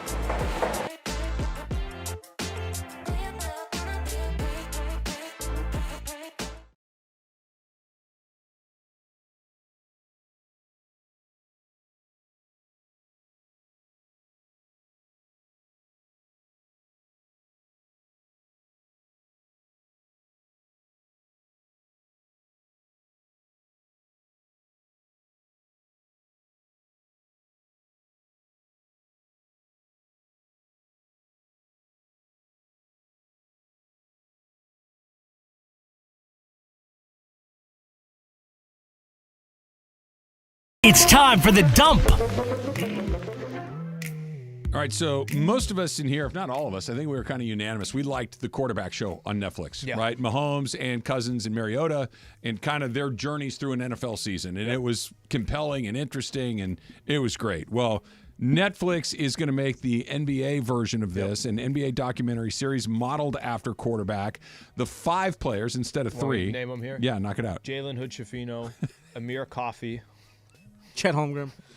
No, Chet would be an interesting one. I would be more likely to watch that than what they actually came up with, quite frankly. LeBron, Jason Tatum, Jimmy Butler, Anthony Edwards, and Domantas Sabonis. Yeah. So arguably the greatest player of all time and all-stars. That's what they're doing. That's fine. If you're an NBA person, I'm sure that this is something that you'd be excited about. But for me, what made that quarterback show work so much is you had all three levels. You had megastar Mahomes. You had kind of good but not a legendary quarterback in Kirk Cousins. And then you had a guy barely hanging on by his fingertips in the league in Mariota. And the complexities of trying to play quarterback are so – there are so many. And watching these guys try to prepare how to do that was so fascinating to me. I feel like I know whatever I'm going to know about LeBron, I already know it. And these other guys, it's basketball. Not that it's not hard, but it's not complex like that. So I'm an NBA fan, and I don't know if I will like this. Yeah. And I don't know if I'll even watch it. Now, what I'm hoping for, and this might be what comes out of it, we might get some situations or some clips that go up on Twitter and Instagram, and it's like, wow, did you hear what Anthony Edwards said or did this? We might get some pieces of it. But they picked players and names. I don't think they picked entertainment. Now, maybe just because the NBA is different, they think the power of a name is enough to go get you to watch this. But if I said they're doing the same thing, and let's cut it down to 3 players. We don't need 5. Let's cut it down to 3. Couldn't agree more. Okay, let's cut it down to 3. What if I told you one of the players was Draymond? Oh, yeah. Okay. Think of it and help me Okay, figure you're off to out. a very good start. Help me figure out, okay, can I find a player that has maybe been in the league for a long time, is a little bit of an interesting story, maybe is on the verge of not making it. Like I'm trying to think, is there a storyline where this isn't an all-star, this isn't a player that's a multiple champion, something along those lines? Let's leave that one there. And then let me throw one more player out there just because I don't think we know that much about him, Wembanyama. Would that change your perspective? I think they just picked names and they didn't pick entertainment. I would be interested in Draymond. I would be interested in Wemby. Both of those you have, yes. So Wemby, yes. Wemby, yeah. yes, because you don't know enough about him. Well, okay, can I be honest? Yeah. I want to see how somebody that's 7'6" lives their life. Okay. And adjustment to America. Absolutely. I was somebody I'm that with you. big. How do you get in a car? Like I just. You cannot hide anywhere you go. Right. People see you and they know, especially when you're San Antonio. Like that's the big. 100%. So Wemby is fascinating. I don't to me. know who the third player is, but I think conceptually you know what I'm talking about. What I'm saying is, what you want to do in shows like this, you want to find people that are not just NBA fans to watch it. If I'm sitting next to my girl and she's not watching NBA, but she just gets attached to, well, I know who Draymond Green is because of this situation, that situation, and that becomes part of the storyline. I'm just trying to think of people who'd be entertaining. I want to know the stories. I want to know the difficulty. Like LeBron James has been so famous for so long that I don't feel like there's anything that he's willing to show me that I haven't seen already. Could I tell you who I'd much rather have than Bron? Anthony Davis. Oh, yeah. Anthony Davis, show me maybe behind the scenes of Anthony Davis. Could he also just be really boring? He could be. And that's the challenge. You got to find the person that you don't know a ton about, but that's also But I'm only watchable. using AD as an example is because I don't feel like I know that much about Anthony Davis. I feel like I know everything about LeBron James. If those cameras are going home with Anthony Davis and I'm seeing there's a family element that I've never seen before or that I'm not familiar with, LeBron, I'm with you. I've seen it. I don't know what else is going to come out that's new. And maybe it's just because maybe they feel we have to have Braun to make something like this of interest. I want to see lesser known people and fewer of them. What about Kawhi? Kawhi, he doesn't say much. Look, I never think that Anthony Davis is boring. But in your scenario, Jorge, I don't know anything about him. If you could get him to open up, or if he literally, maybe there's nothing there. I don't know. I don't know anything. Like to your point, I don't know anything about him. But if he said, "Yeah, you can follow me wherever you want," I'm 100% in, because maybe he goes home and lives the most fascinating life that any of us could imagine, or maybe he goes home and stares at the wall. I don't know. Can I tell you I don't know. I'd like to find out. The PG podcast that he does, Paul George, I forget who he was on. It might have been Terrence Mann that's on there with him. And one of the questions was, hey, who's the funniest person on the Clippers team? And PG and Terrence Mann look at each other, and they're both like, it's Kawhi Leonard. And what do you do, baby? And everybody's like, what are you talking about? And he's like, we can't describe it to you. He just does things and says things that come out of nowhere. There are those guys. You know what I'm saying? That it's some of that. So I think conceptually, cool. But I think the way they're executing it, I'm not. Yeah, I think maybe it was even like a coach. Maybe you don't even have to have. Coach would be interesting. You international coach too, like sure from the Raptors, like Darko, exactly, like Darko, because we might get something like this. 23 free throws for them, and we get 2 free throws in the fourth quarter. Like how to play the game. I understand respect for all stars and all that, but we have star players on our team as well. How's possible that Scotty Barnes, maybe Scotty Barnes, who's all-star caliber player in this league, he goes every single time to the rim with force and trying to get to the rim without flopping and not trying to get foul calls. He gets 2 free throws for the whole game. How's that possible? How are you gonna explain that to me? They had to win tonight? If that's the case, just let us know so we don't show up for the game. Tremendous. Just give them a win. But that was not fair tonight. And this is not happening first time for us. Scotty Barnes is going to be all-star. He's going to be the face of this league. And what's happening over here during whole season, I've been holding it back. It's a complete crap. Well, how about Kawhi with this? Why did the mushroom go to the party? Because he's a fun guy. See, same thing. I love Darko Rajakovic. I hope I'm saying that right. But it's your new favorite player. I love Denny Green's meltdown. I love Mike Ditka's meltdown. Who's before? Jim Mora, right? There are some that are just so wonderful. Herm Edwards was great. They're real. They're furious. Yeah. Darko was furious last night, and he had to speak in a language that's not his first language. It was I loved everything about it. He was absolutely great. It was today, 1982, January 10th, and Vin Scully had another one of his most famous calls, only it wasn't a baseball game. Montana, looking, throwing in the end zone. Caught it! Dwight Clark!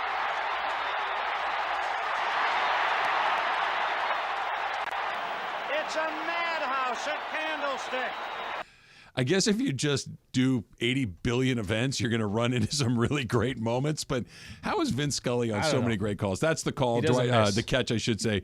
Dwight Clark against the Cowboys in the NFC Championship game sent the Niners to the Super Bowl for the first time in team history. And, of course, Vince Scully was on the call. We were talking about this before the show started. It's like, really? It's just he's on iconic calls after iconic calls. Why even do it in just baseball? Just throwing a couple NFL games in there. Why not? Golf, too. He called the Masters for 1,000,000 years. Yeah, he's been on a bunch of them. Also today, Jim Nance, like Jim Nance does everything now, but I know he's not the same as Jim Nance. You got it in terms of level. I think Nance is great. I know that's probably unpopular because he's on everything, but Nance, when he's there, it's a big deal, and he never really screws it up. I think Nance is great. Got to ask John the question on all right, the time NBA out. We're going to thing. see if this mic works. We're good. Yeah, we're good. Somebody fix something around here? That's a first. Fix that. Yeah. We don't need mics to work in a radio studio.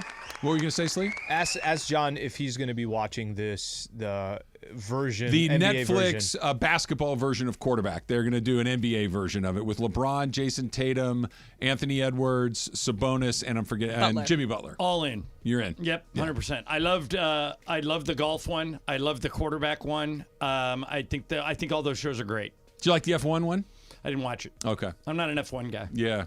But I hear that's Drive to Survive. That was that was the first one. That was the one that they discovered the format for it all. It was great. We were talking about more maybe entertaining players. Like we said Draymond, obviously that's one that would be an entertaining player. Is there any other player out there that maybe you don't know enough about that you'd say, that'd be cool for a show like that because I want to know more about that person? Joel Embiid. That's a good one. Joel Embiid doesn't drink, but goes out to bars in Philadelphia wearing his uniform. It's the all-time wearing flex. His own uniform. It's the Embiid. He walks into a bar 7 feet tall in an Embiid jersey and drinks Diet Coke. It's the ultimate flex. Going out in your Hi, own I'm Joel jersey. Embiid. It's tremendous. Also today in 1989, Los Angeles Kings center Wayne Gretzky became the NHL's all-time leading scorer in combined regular season and playoff points. And I don't know if he ever gets – he's the great one, the greatest who ever played in his sport, but he might be more separated than the next closest guy than in any other sport. So I heard a great Wayne Gretzky story once. So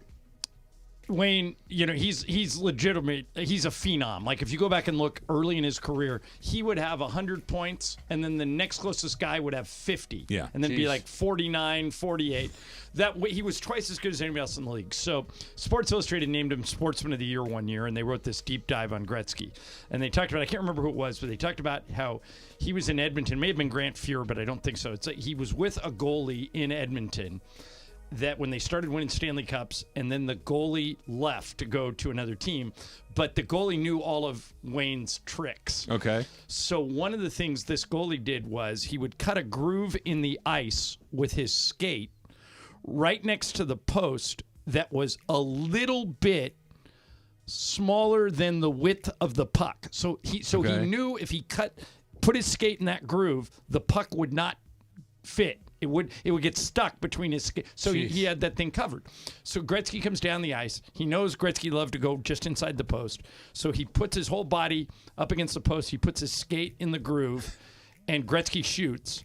And he knows he doesn't have to stop it with his stick because he knows he's got his foot there, and the puck goes in the net. And he starts looking down at did he measure wrong? And he was using a ruler, and he knew he did it right. And he'd been doing this trick for 5 years and it never failed him.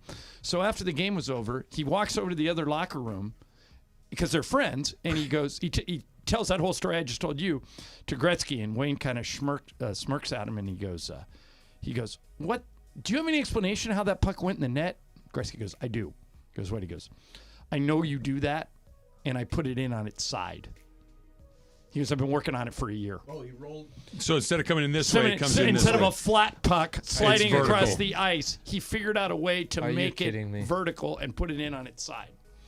I mean, that's next level. That's incredible. That is next level because I've been working on it for a year. Yeah. One's playing checkers, the other one's playing one's playing checkers, the other guy is a rocket scientist. Right. That's not even doing chess. That's the dumbest thing I've ever heard. That's also awesome. Supercross talk. Let's do it right now. ESPN AM 710 Los Angeles. KRDC AM 1110 Pasadena, Los Angeles. K256CX 99.1 FM Pasadena, Los Angeles.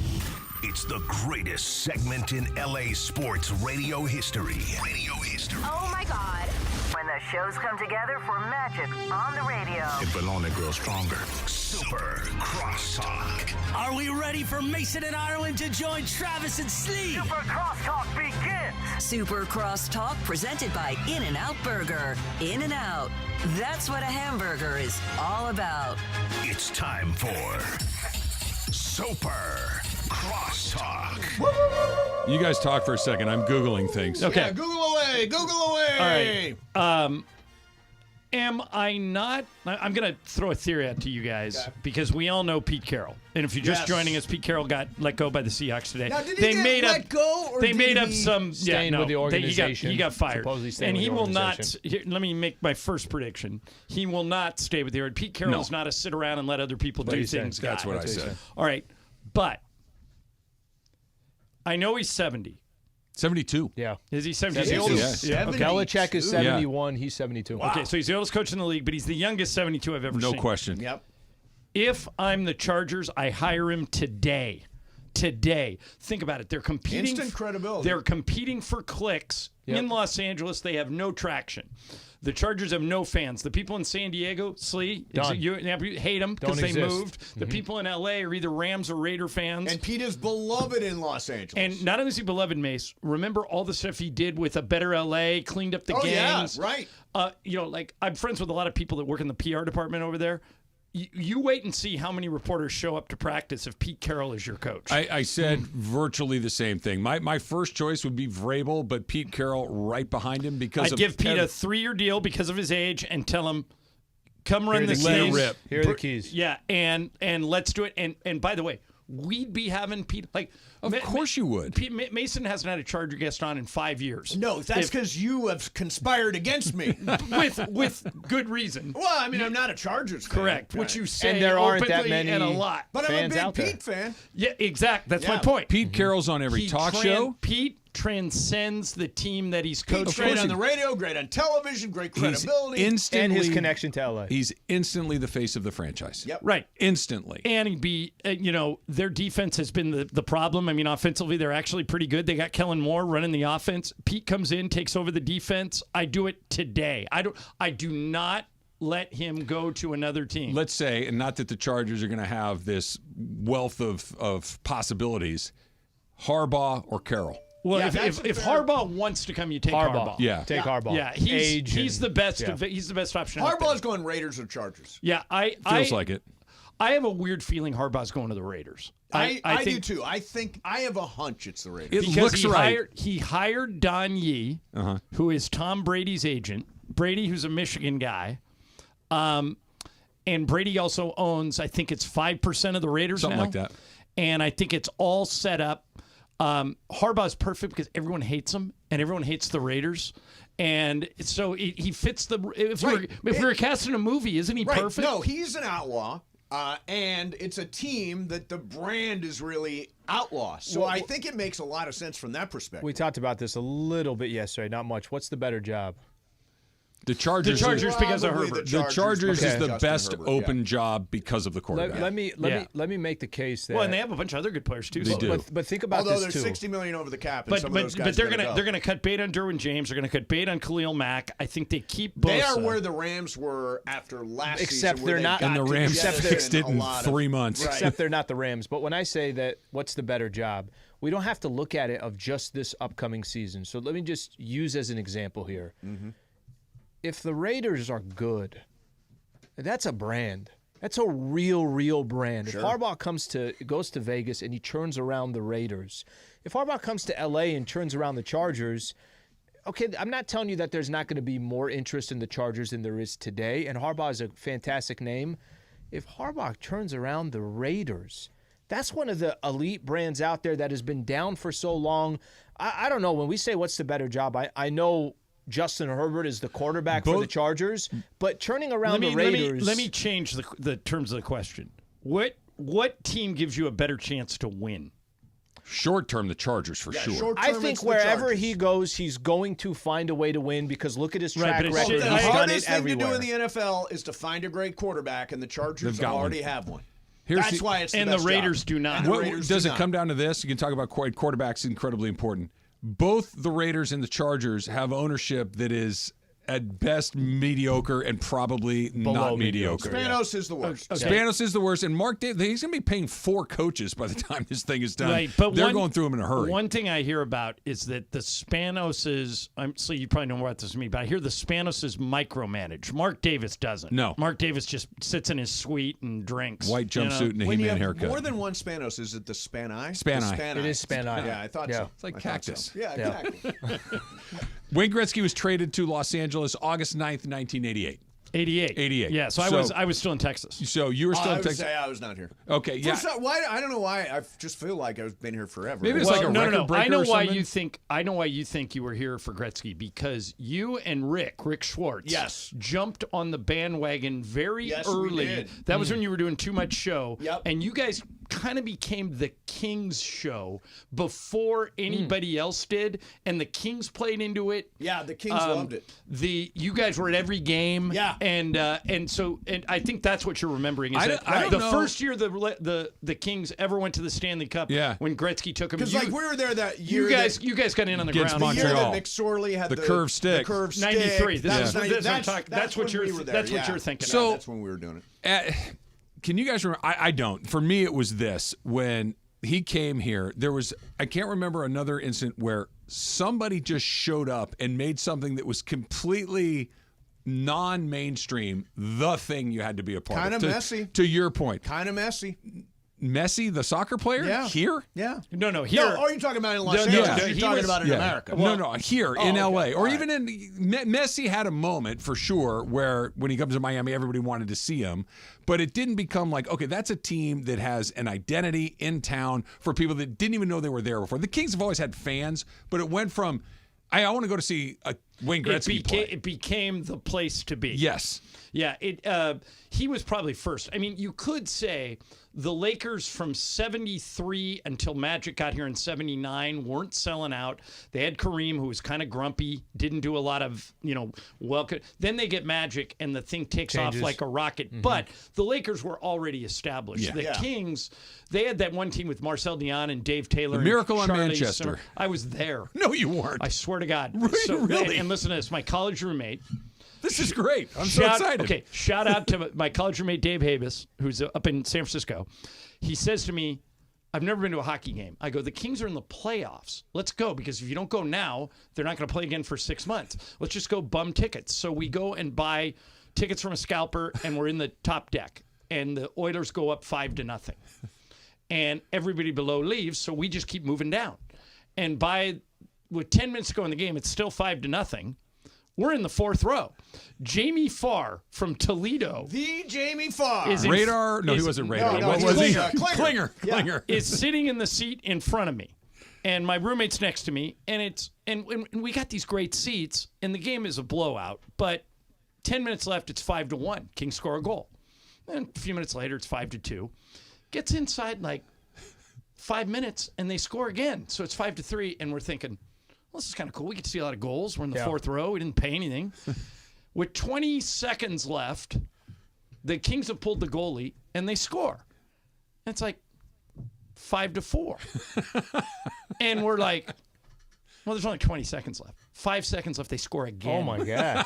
So it's 5-5. We're going overtime. And we're on the side where Darrell Evans hits that shot, and it goes in the back of the net. And people are coming in from the parking lot. Trying to like back. they left and they're coming back in.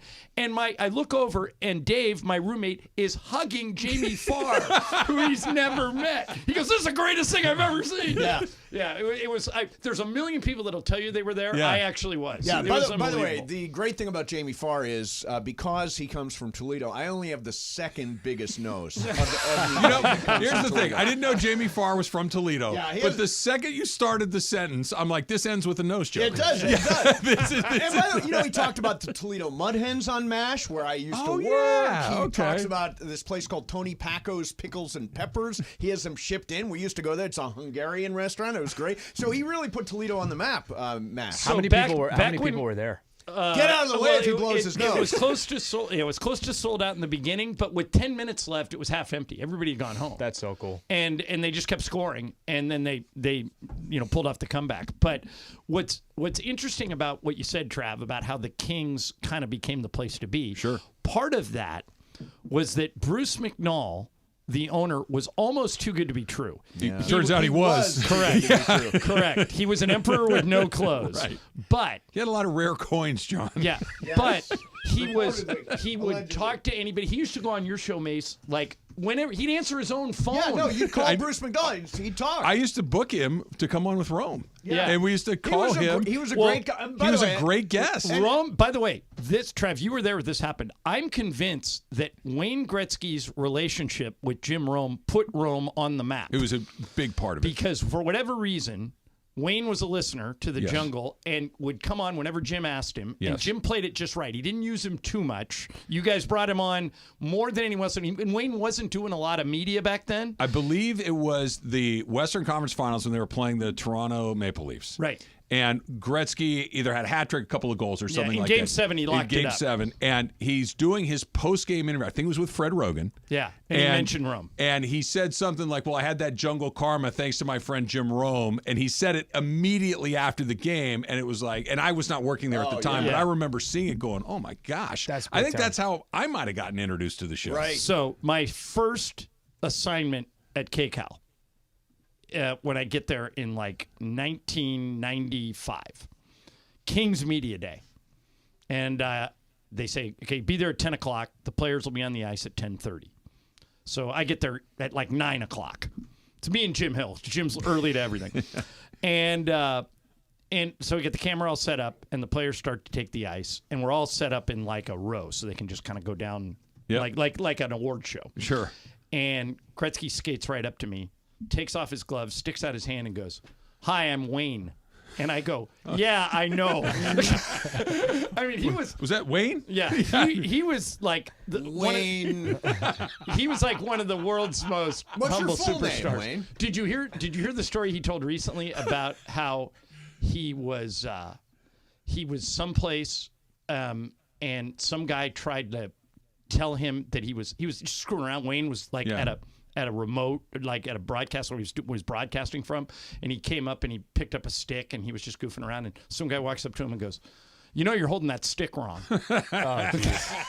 Wayne goes, oh, really? Really? Well, yeah, this was recently, right? Yeah, this is he was this like year. at a carnival or something. Right. And guys, you're holding the stick wrong. So with him, too, I remember when they used to do the shark shootout up at Sherwood? Yeah, he lived up there. And he lived up there. And this was when his daughter Paulina first started dating Dustin Johnson or whatever. Right. There's early on in their relationship. Yeah, now they have 2 kids. Right. And so I'm watching the golf. I'm walking along, and here comes DJ's group.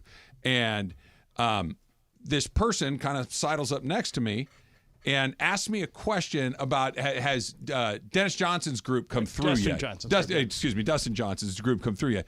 And I said, no, I think they're next. And he goes, okay, cool. And I just kind of did one of these. And I look again, and it's Wayne Gretzky. And because he's not LeBron James, right? He's not 6'10". Right. He's a regular sized guy. Blends He's right got a in. golf hat pulled down low, and he's like, they come through yet? And I looked at it, and it's like, oh my God, that's the greatest hockey player in the history of the world, 6 inches from me. Okay, I know we're running over, but I got one quick story like that I love to tell. So I used to work with this guy named Seth Shore. He was our financial guy at KCAL KCBS. Great guy, huge soccer fan. So one year he goes to the Women's World Cup in South Korea. Okay, he's like in Seoul someplace. By the way, I would like to point out I've never heard this story. Oh, I think you have. But maybe I'll get it at the punchline. But so he's and he just went over there to watch the World Cup. So he gets over there and he checks into his hotel and he picks up his brochure and says, "There's this free shuttle that'll take you to all the stadiums." So you don't have to worry about, getting a taxi or taking a bus or anything. It's the World Cup shuttle. So he says, "Oh, there's a stop like a block from here, and it'll take me to the stadium, which is like 45 minutes away." So he goes and he's sitting on the bench, and he looks to his right, waiting for the shuttle, and it's Phil Anschutz, like one of the richest men in the world. And he looks over at him and he goes, "Mr. Anschutz?" He goes, "Yeah." He goes, "You're waiting for the shuttle?" He goes, "Isn't it great? It takes you anywhere to any of these stadiums, any place." And I've told that story to my friends who work at AEG, and they say, "That's Phil. You would never know that he's a rich guy." Like, Mace, you tell a story all the time about how Warren Buffett talks about how he never buys new shoes. He gets his old shoes resold. He Keeps cars till they have 120,000 miles on them. Buys late model used cars, Warren Buffett. Apparently, Phil Anschutz is like a normal guy who happens to be worth $50 billion.